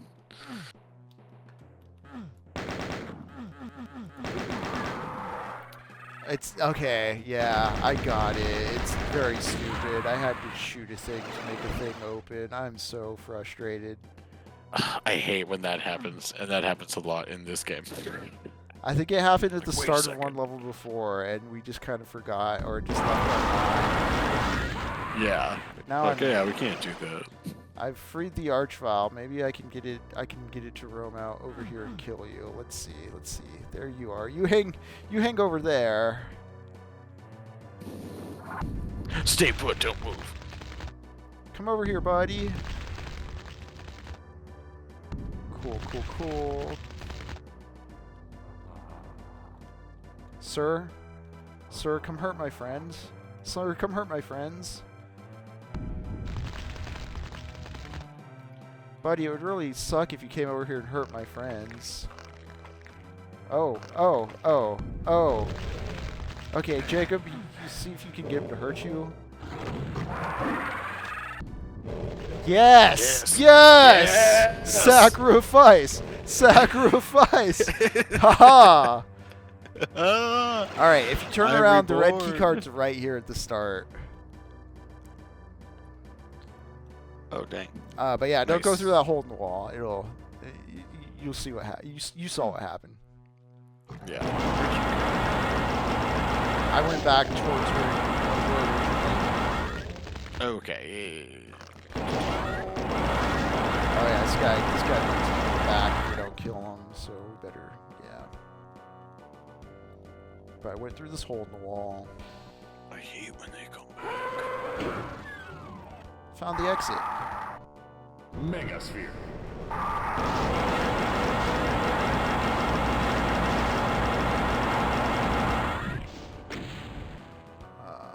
If you want to look at the map, go for it. Yeah, I just want to see if there's anything. And then if you can see me on the map, I found the exit. Oh yeah, I'm looking pretty close. Yeah. Whoa, fake door. Real fake doors. Real fake doors. Fake real doors.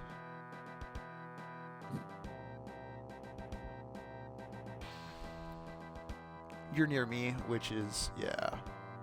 Yeah, I'm like, yeah, I think I'm ready. We can do it. We can tear it up. Go through there. And if you go to, look to, yeah. If you want to pull the trigger on the exit. Down.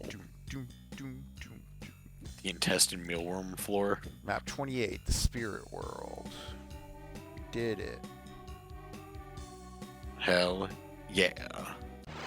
Spirit world. Alright, I think it's 9:01. Let's take a break. I'm just hit the escape button real quick. What up, L man? We've been making it through the back half of Duke 2 here. We've read through the ZAHIR by Jorge Luis Borges. We talked a bit about I Saw the TV Glow. We're actually about to get up, stretch, refresh our water, smoke 'em if you got 'em. It is break time. You're watching Techno Poverty as always. I'm Henry. I'm Jacob. And we'll be right back. Y'all, we'll see when it's 9:01. We'll see about 9:12, 9:15-ish, sometime in that window.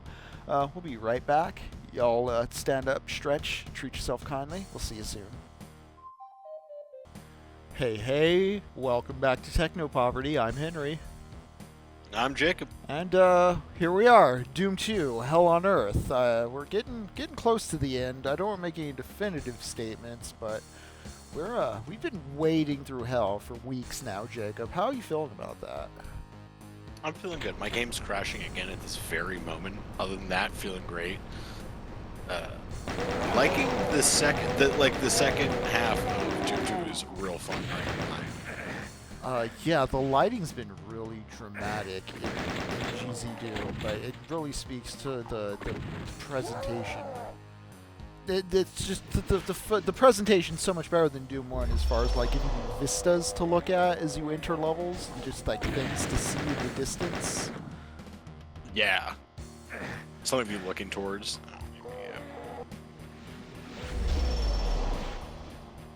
Yeah. Let me share this that we can get some video feed to you. Ah, yes. Yep. I can see ya. Excellent. There we go. We're back in business. Going full screen. Oh. Got a demon clawing at me.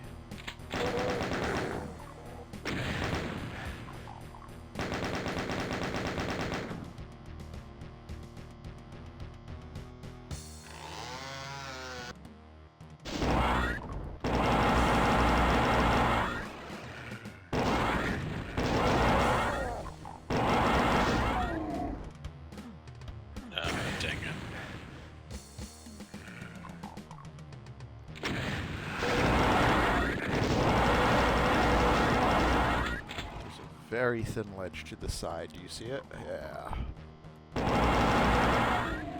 So I had to restart, so now all I have is my pistol. Oh, cool. Now I got this guy at least, but...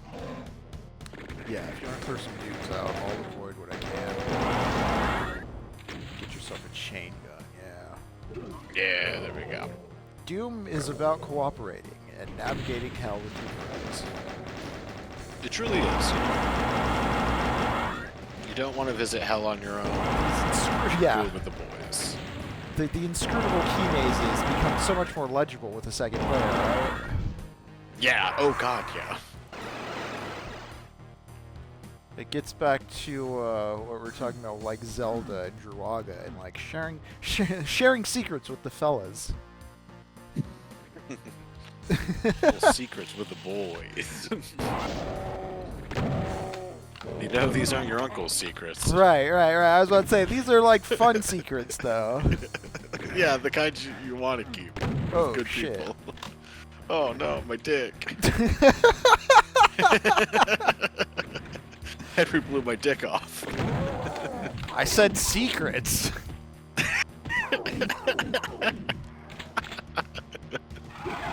Don't you see, boy?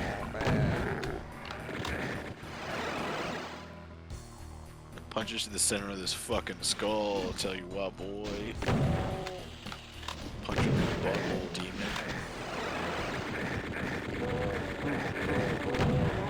Fucking chain gun.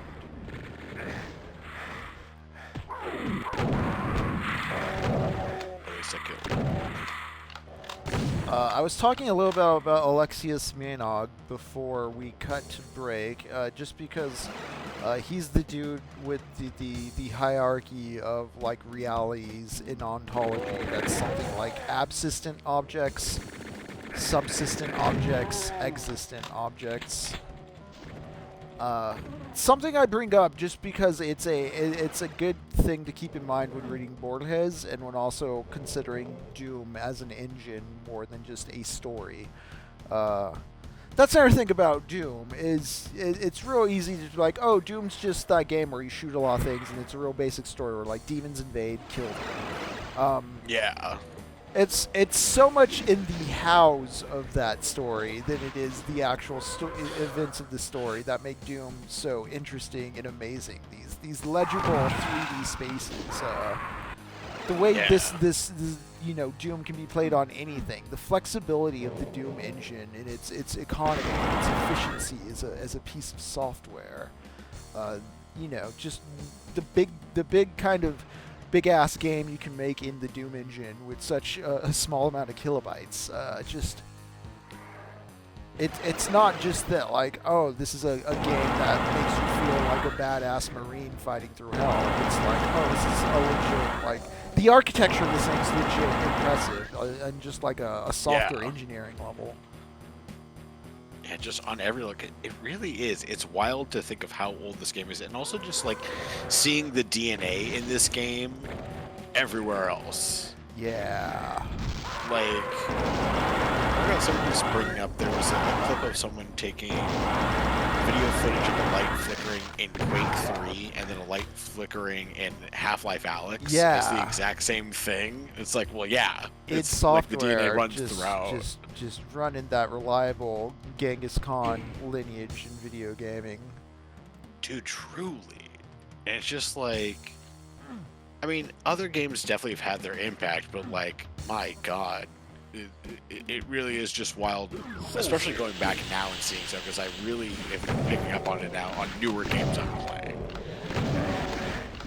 Yeah, even the retro revival of like boomer shooters away from modern first-person shooters, like, is focused on looking like Doom, and it's like, well, it's funny because even the modern shooters still look like Doom. It's inescapable to look like Doom when it's the grandfather of all like first-person shooters, you know? Yeah, right. Like it is Doom. Oh, yeah, big chasm over here. Oh hell yeah! All right. Fucking I'll get in this chasm. Yeah, this hell cavern. It's pretty cool. Pretty cool.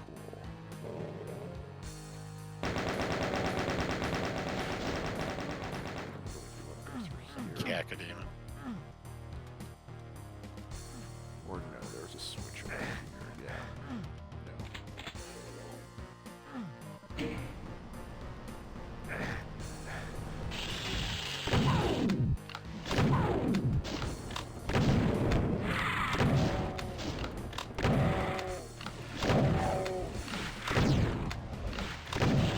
In some ways, Doom can get your weird absistent hell maze ideas out of your brain and into a subsistent form through the math and programming of the Doom engine. Yeah. I want to find some weird wads. I want to find some weird places in hell for us to really push what this engine does or has done for people. Yeah, I'm definitely down. This is... Ooh, hell yeah. I'm really excited to see what kind of stuff there is out there.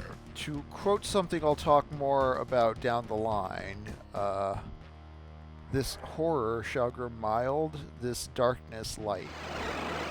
We're gonna relish hell so much by the end of this all. Don't let Tipper Gore know. Don't let your parents know. But tell your friends to like and subscribe and follow Techno Poverty. Join us, won't you? There may be some surprises down the line this summer. Again, we're not going to have our Thursday, July 3rd show, but we will have a special 4th of July stream. I'm excited. We really gotta, as you can tell, I know we rarely do politics here ever. It's inscrutable to know what we feel on anything. Abolish ICE, arm your trans friends. Am I saying arm your trans friends or armor transference? Who knows? I don't even know. Armor transference. Jacob, I have a set I need to give you. Truly. Well, yes, I do read Berserk. Fuck it. No, you can never guess what my compass is, even though I talked at length about Hunter S. Thompson and my feelings on him in a sincere and earnest manner. You will never know. I don't know. I like Ursula K. LeGuin. What does that say? Who boy, oh wow. Oh boy, what's this boy thinking? We'll never know what somebody who likes the left-handed darkness thinks about politics or the dispossessed. Just completely inscrutable, you know? It's impossible to put any place. My God. He's finally done. You can just see my brainworms on full display if you follow me on anything. But no, you'll never know. You're not cool enough. You're not brave enough to know, you know? If I just put in a manifesto somewhere that I like some sort of white supremacy, like everything else, just like they'll never know, huh? Like. Oh, Henry the Lone Gunman. You know, if I talk about abolishing ICE or anything left of rent freezes and healthcare for all, you know, extreme leftist radical. But you know, I write January 6th was cool. I voted for Trump twice. They'll just be like, we'll never know his politics. We'll just never know. Yep. We could have never known this. Never saw that coming. Nope. You know this boy. He said he liked Gnome even better after the dog story. Well, I don't know what his politics were then, you know? Man, so we just took out that little homeboy. What is that demon? The Baron? Yeah, the Baron of Hell. That is the first time I've ever used a history lesson to save my ass, because I realized he's right-handed, and if I take this route backwards, he's just going to throw it at the wall, but I can still see his body. Nice. Which is like what they used to have in castles. It's like the castles would make it so you'd have to use your left hand going up, which most people are not left-handed. At least that's what they thought. You had pointed that out. I forgot what we were watching. It wasn't Nosferatu. Oh! Was it Nosferatu? We were watching it might have been Nosferatu. We were watching some sort of period piece, and I remember you pointed that out. Oh, damn. Yeah. Oh, shit. Yeah, I was about to say, don't go through that portal. It's pure chaos, but I think you did. Yeah, you did. Me too. We both had to deal with it.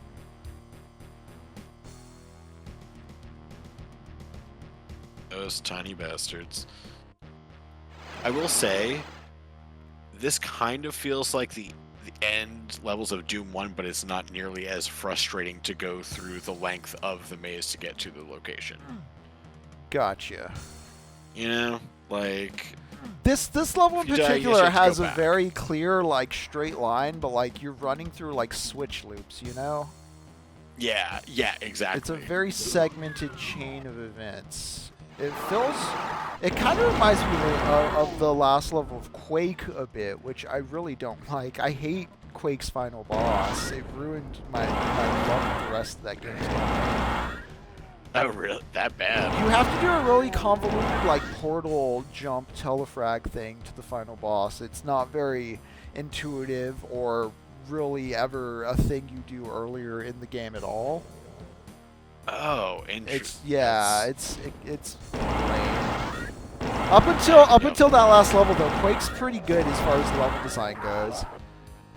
Again, I think Serge hit the nail on the head last time he was in chat, bringing up that, you know, telling a lot of story with limited tech, whereas like Quake has more tech but nothing to say in the same way. Yeah, interesting.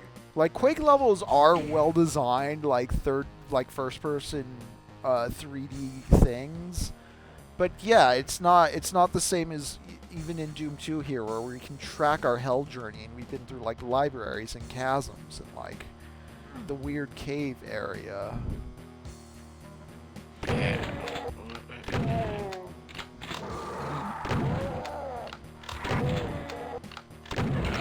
you are. Trying it back to you. There we go.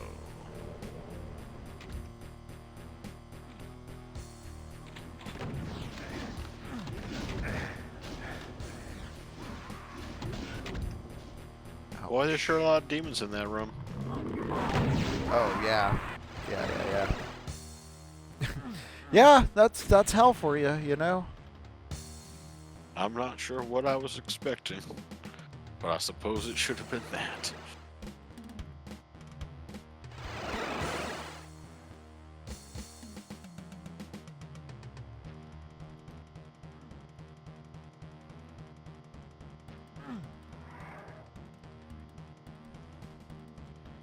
You know, some days hell is a weird esoteric series of mazes, other days it's ice detaining people at Dodger Stadium.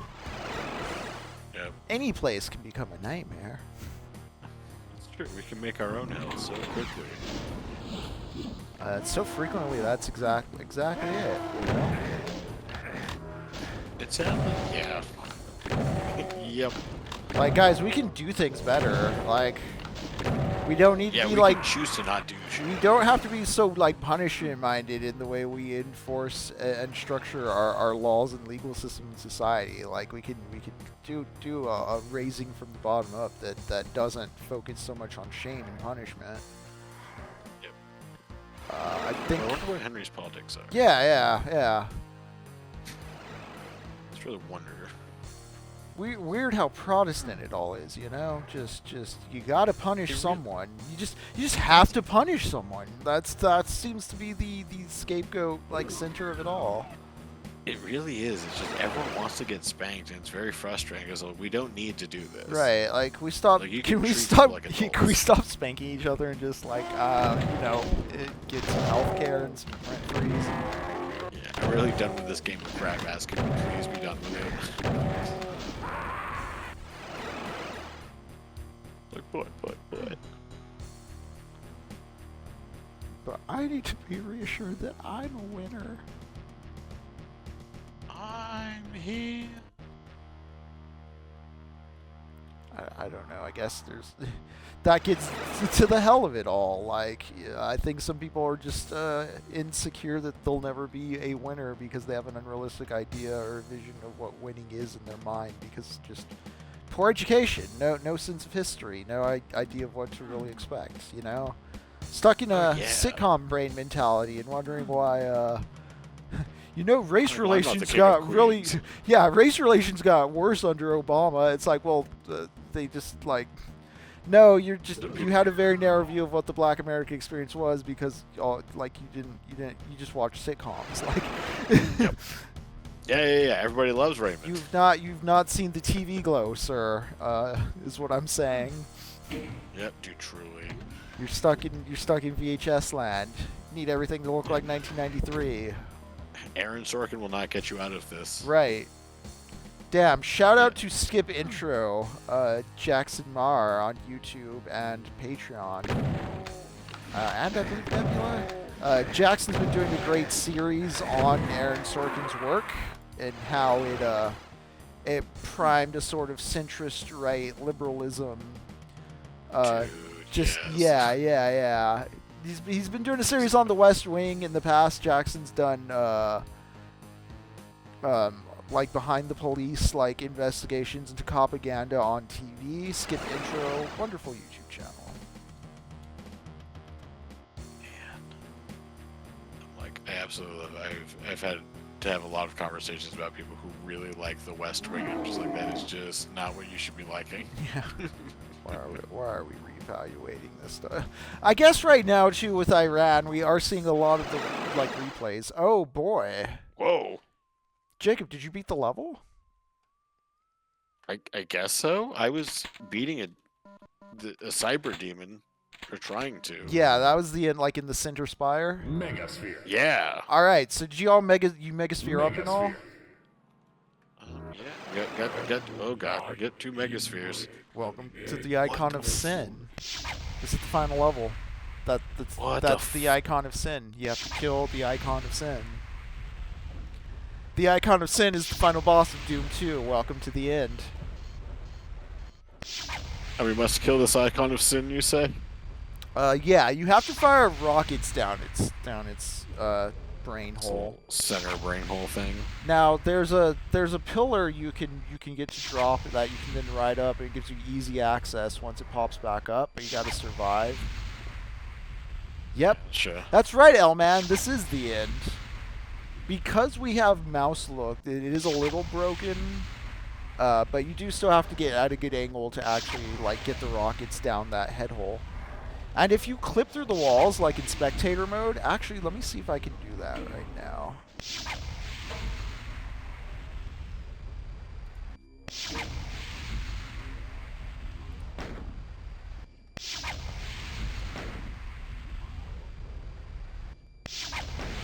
Okay, so I entered spectator mode. Oh, I'm doing this so that I don't activate the whole thing. There's a big switch at the back of the map that activates the pillar. Yeah, I'm just watching Jake right now. But chat, if you look at my screen, I'm gonna go behind the icon's head really quick. It's actually John Romero's head on a pike. Jacob, you're monitoring the stream, right? If you look on my screen. Yeah. Yeah. Oh no shit, it really is. Yeah, they hid that behind the wall, so you're actually the final boss of Doom 2 is John Romero. Dude, that's great. But yeah, the whole thing is there's just an infinite gauntlet of enemies that he's gonna keep spawning, and you have to get those rockets down his head by activating the pillar. But you activate the pillar by hitting the switch all the way at the back of the room. I'll hop in a moment because this does get chaotic and it's pretty fun. But yeah, you seem to know what you're doing. For sure. Oh god. Oh god. Give me that. Give me that. Yeah. Give me that. Jacob's already activated the third tier. He's got to the top. And it appears you've activated the switch. Yeah, yeah. I may have done it. Oh fuck, the down here. I'm just gonna keep spectating for a moment. L-Man, how's your evening going? Chat, how y'all doing on this hellish night?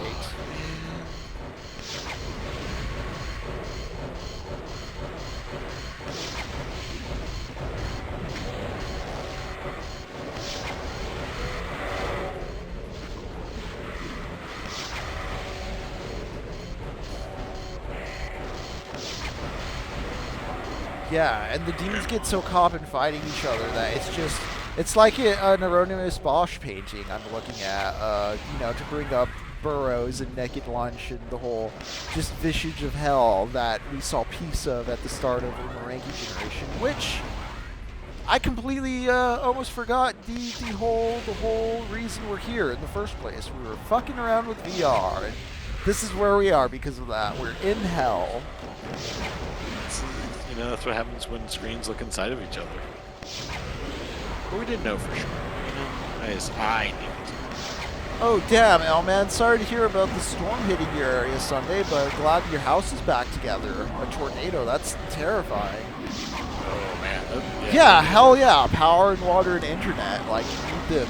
You need them essentials.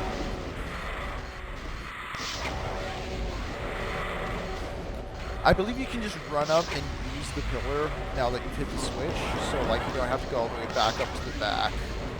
Oh, thank God. It was like, this is hell. This is quite literally like.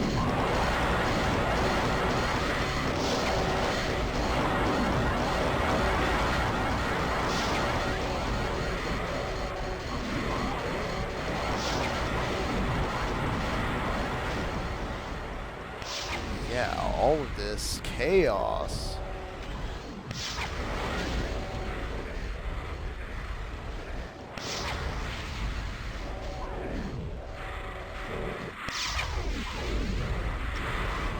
Oh my God, God, this is so frustrating. Yeah, I saw you die right on the way up. Also, did I hear an arch foul? No, that'd be so messed up if there was an arch foul and you're just reviving corpses. I'm gonna scream. Get me out of here! Let you go back up. What are you doing back up there?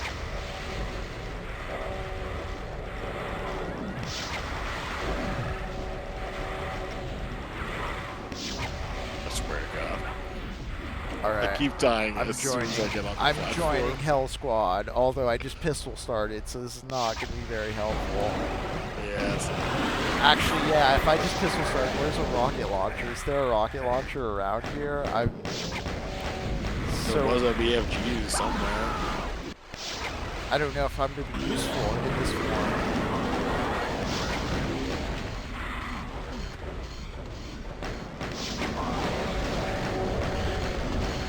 Oh, there is an arc file. Okay.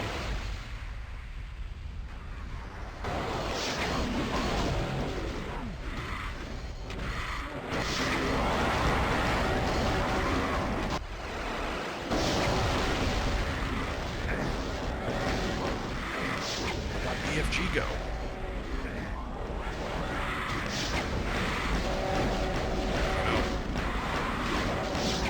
Did you die? Oh, dang. Yep. Dang. God. This is utter chaos.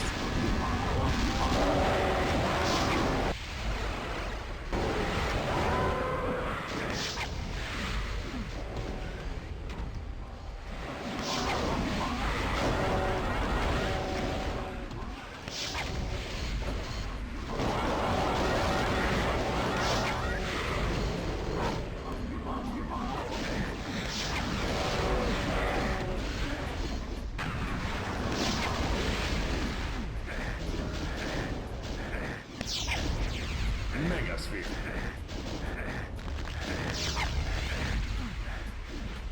Yeah, I need a rocket launcher, and I don't think there's one on the map. Yeah. Although I might be able to just do the old faithful, which...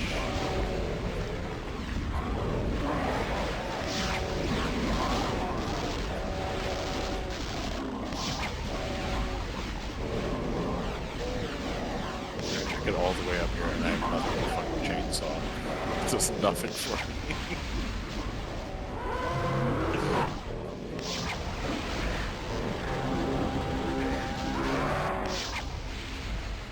Oh yes, most definitely, Elman. The way we do economic stuff definitely informs cultural views on justice. Just think about how, I mean, I'm wearing this Rory Blank shirt right here. I'm not sure how well the camera catches it, but you know, it's about how the function of the police is the protection of property, and just consider the rights of like private property and what's prioritized and valued within society.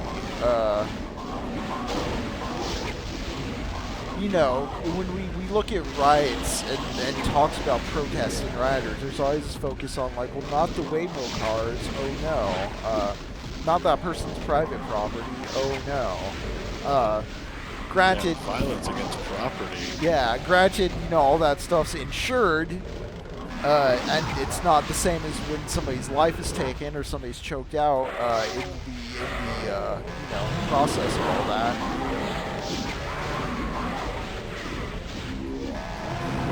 I mean, we at one point explicitly traded people for profit as slaves.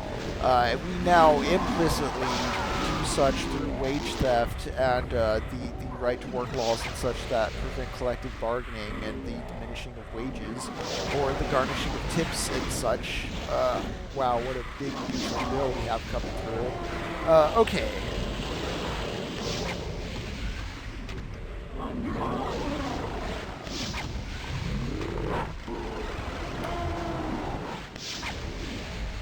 Oh, I don't have cheats enabled, so I can't just IDKFA it. Damn it. I have no way of beating him. I have no ammo for anything. I have a chainsaw.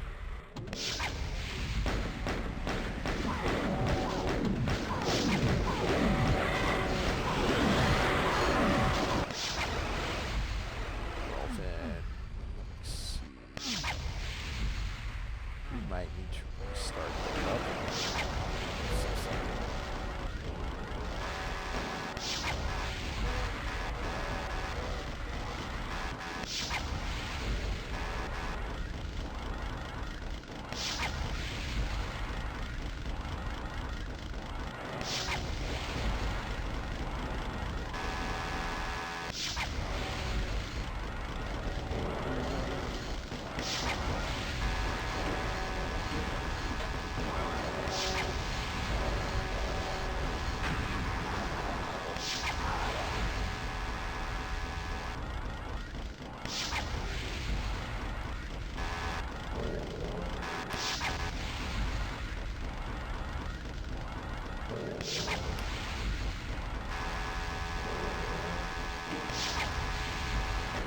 Seeing about activating cheats so that we can just load up on ammo. Yeah, no worries. Just admiring the artwork of these dismembered bodies here in hell.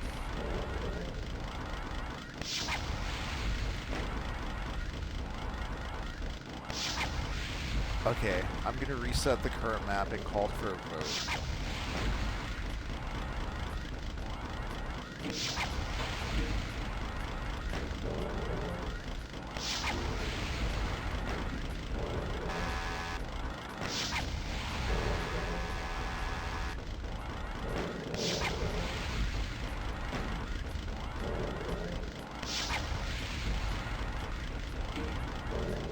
These hellish faces.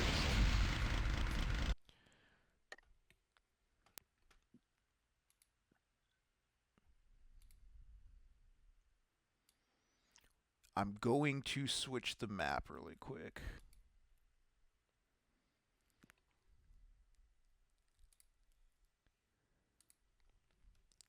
Okay, did that reset it with the ammo spawns? It did. Yeah, there we go.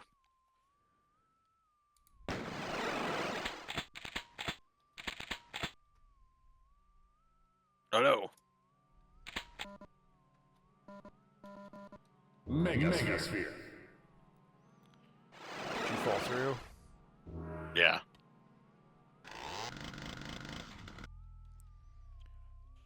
But you have no rocket launcher, right? Correct. Okay, let me see if I can do something about that real quick. Also, the music that's playing right now, they definitely reuse in Doom Eternal.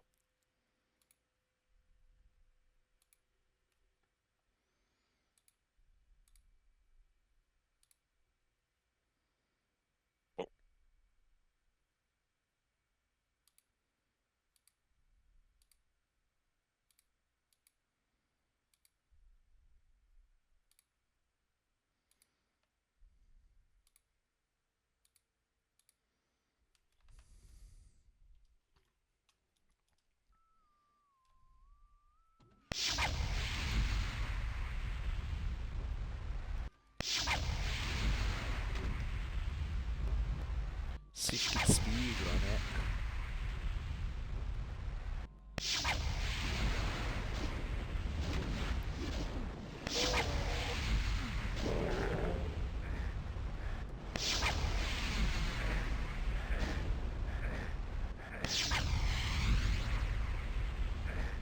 Come on, Tower, come on.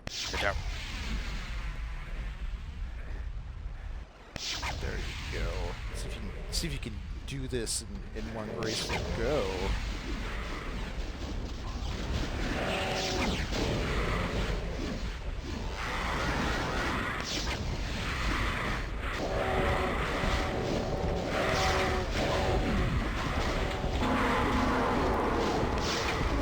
once. There you go. You got it. Oh, hell yeah, nice. Now I can see your spectator. I died right as it was happening. That was the destroyed. icon of sin.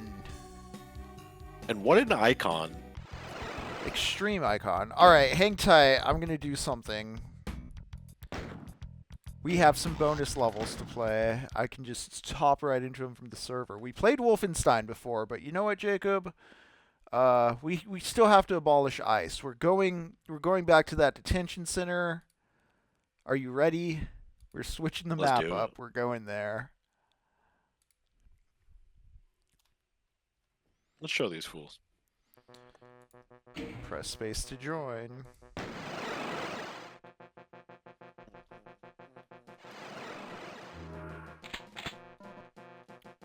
All right, you ready? You ready? We gotta take out. Yeah. We gotta take out the head of ICE himself.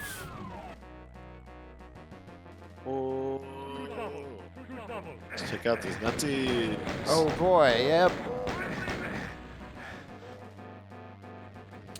Oh man, I was thinking more in terms of how we understand dessert as being transactional because our economy runs on individual transactions. I love the music. Yeah, the way, the money, the property, like the way we transactionify value. You know, literally per hour, our time is quantified for us at a cost.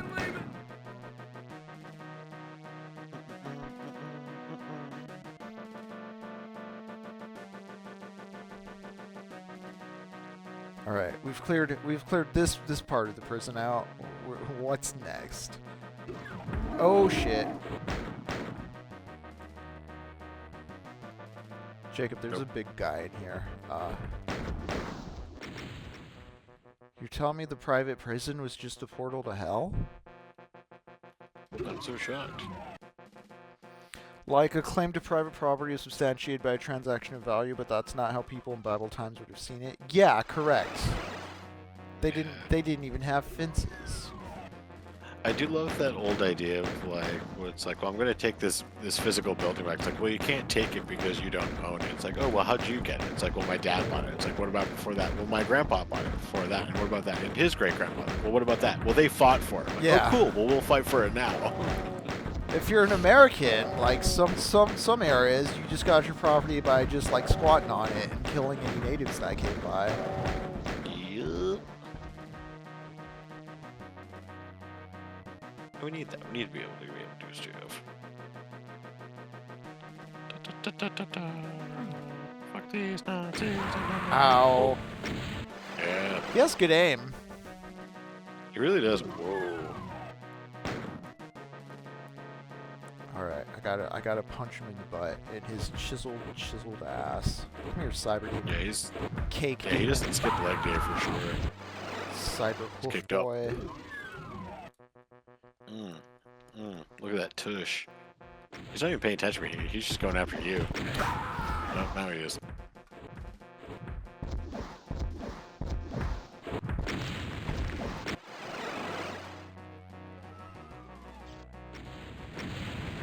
Daddy. Daddy.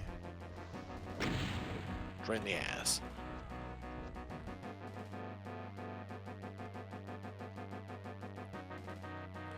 But yeah, we've mastered classic Doom and Doom 2. What awaits us further, I don't know. The world may never know. Doom's become too comfortable, too legible. We're gonna have to start getting slippery with it as we explore some WADs.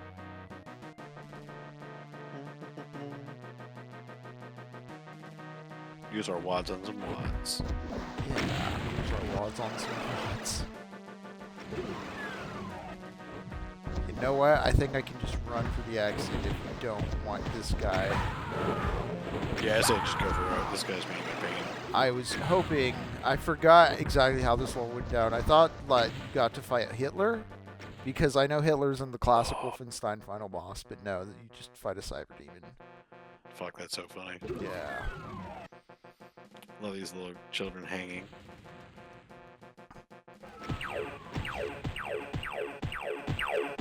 That's Commander Keaton, or not Commander Keaton.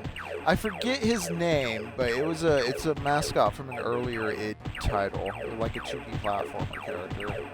Nice. Oh, I could have swore. Oh, there we go. And we're just back in the suburbs. You know, you beat hell, and you're just back in the suburbs. Classic, just like it is in the old days. Yeah. Like in Just real like life. in real life. Just like Barton FInk. No, Barton FInk just ends up on the beach.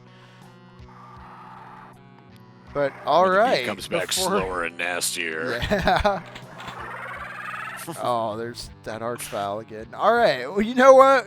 Instead of being stuck in the perpetual hellhole, let's call it a night for now. This has been Techno Poverty, and we've just completed Doom 2, Hell on Earth. Jacob slayed so nobly the icon of sin. We read through multiple stories in Jorge Luis Borges' Labyrinths. I'm surprised how much mileage we got out of that. I'm glad to have gone through that with Doom 1 and Doom 2. Yeah. We're going to be moving into Stalker territory now, Roadside Picnic territory right now. As you hear us dying in the background, you see our corpses caught on fire. I'm just going to read us out.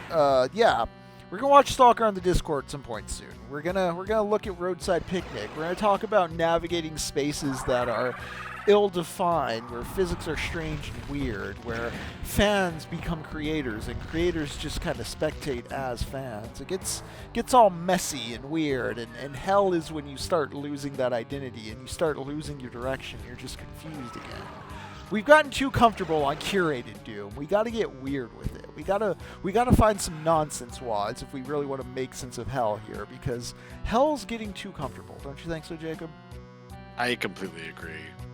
We know too much. We know all its secrets. I mean, just look all around us. Just the priming of Iran as the enemy has been going on for so long, it's not even like a shock or a surprise. Like, oh wow, the machine's doing the thing it's set up to do and been asking to do and like begging permission to do for literally fucking decades. Wow, Yep. Surprise, haha, wow. I'm shocked. Shocking. God damn. I don't know. I don't want to get into the limits of electoralism and questioning what can be said and done tonight. So we're just gonna put a dot in it. We hope you all take care. Take care of each other. Actually, there was a pretty cool piece of direct action I saw that I want to say just before all this goes away, because I know 3256 was sharing about it, and I haven't seen him tonight in the chat, but I hope he's doing well in LA. I think it's called No Rest for Ice. It's like an Instagram account where they're pointing out the hotels that are ordering ice agents. And so people, hell yeah. Yeah, so people are just going there and being loud enough that it makes it hard to sleep. I think it's an interesting effort. Worth investigating if you're of a curious mind. Just look into that. Sometimes the Imperial boomerang fucks the Imperials. Yeah, because I mean, I do think it is not beyond exaggeration to classify it as like some sort of ethnic stereotyping, cleansing, purge. Literally, I mean, it's described as an invasion as if it's the Latinos doing it, but you're having thugs just in masks kind of just showing up at schools and all kinds of shit. Like, that definitely sounds like an invasion of some sort to me. Yeah. Far more than anything else I've seen or called an invasion as of late. But yeah, look into that direct action I was talking about, and see if there's any other mutual aid or anything you know. If you have any friends in the area, check in on them. Hope they're all doing safe. We will be back Thursday with what? I don't quite know yet. We're going to just kind of let the hell portal ride and see what comes back at us.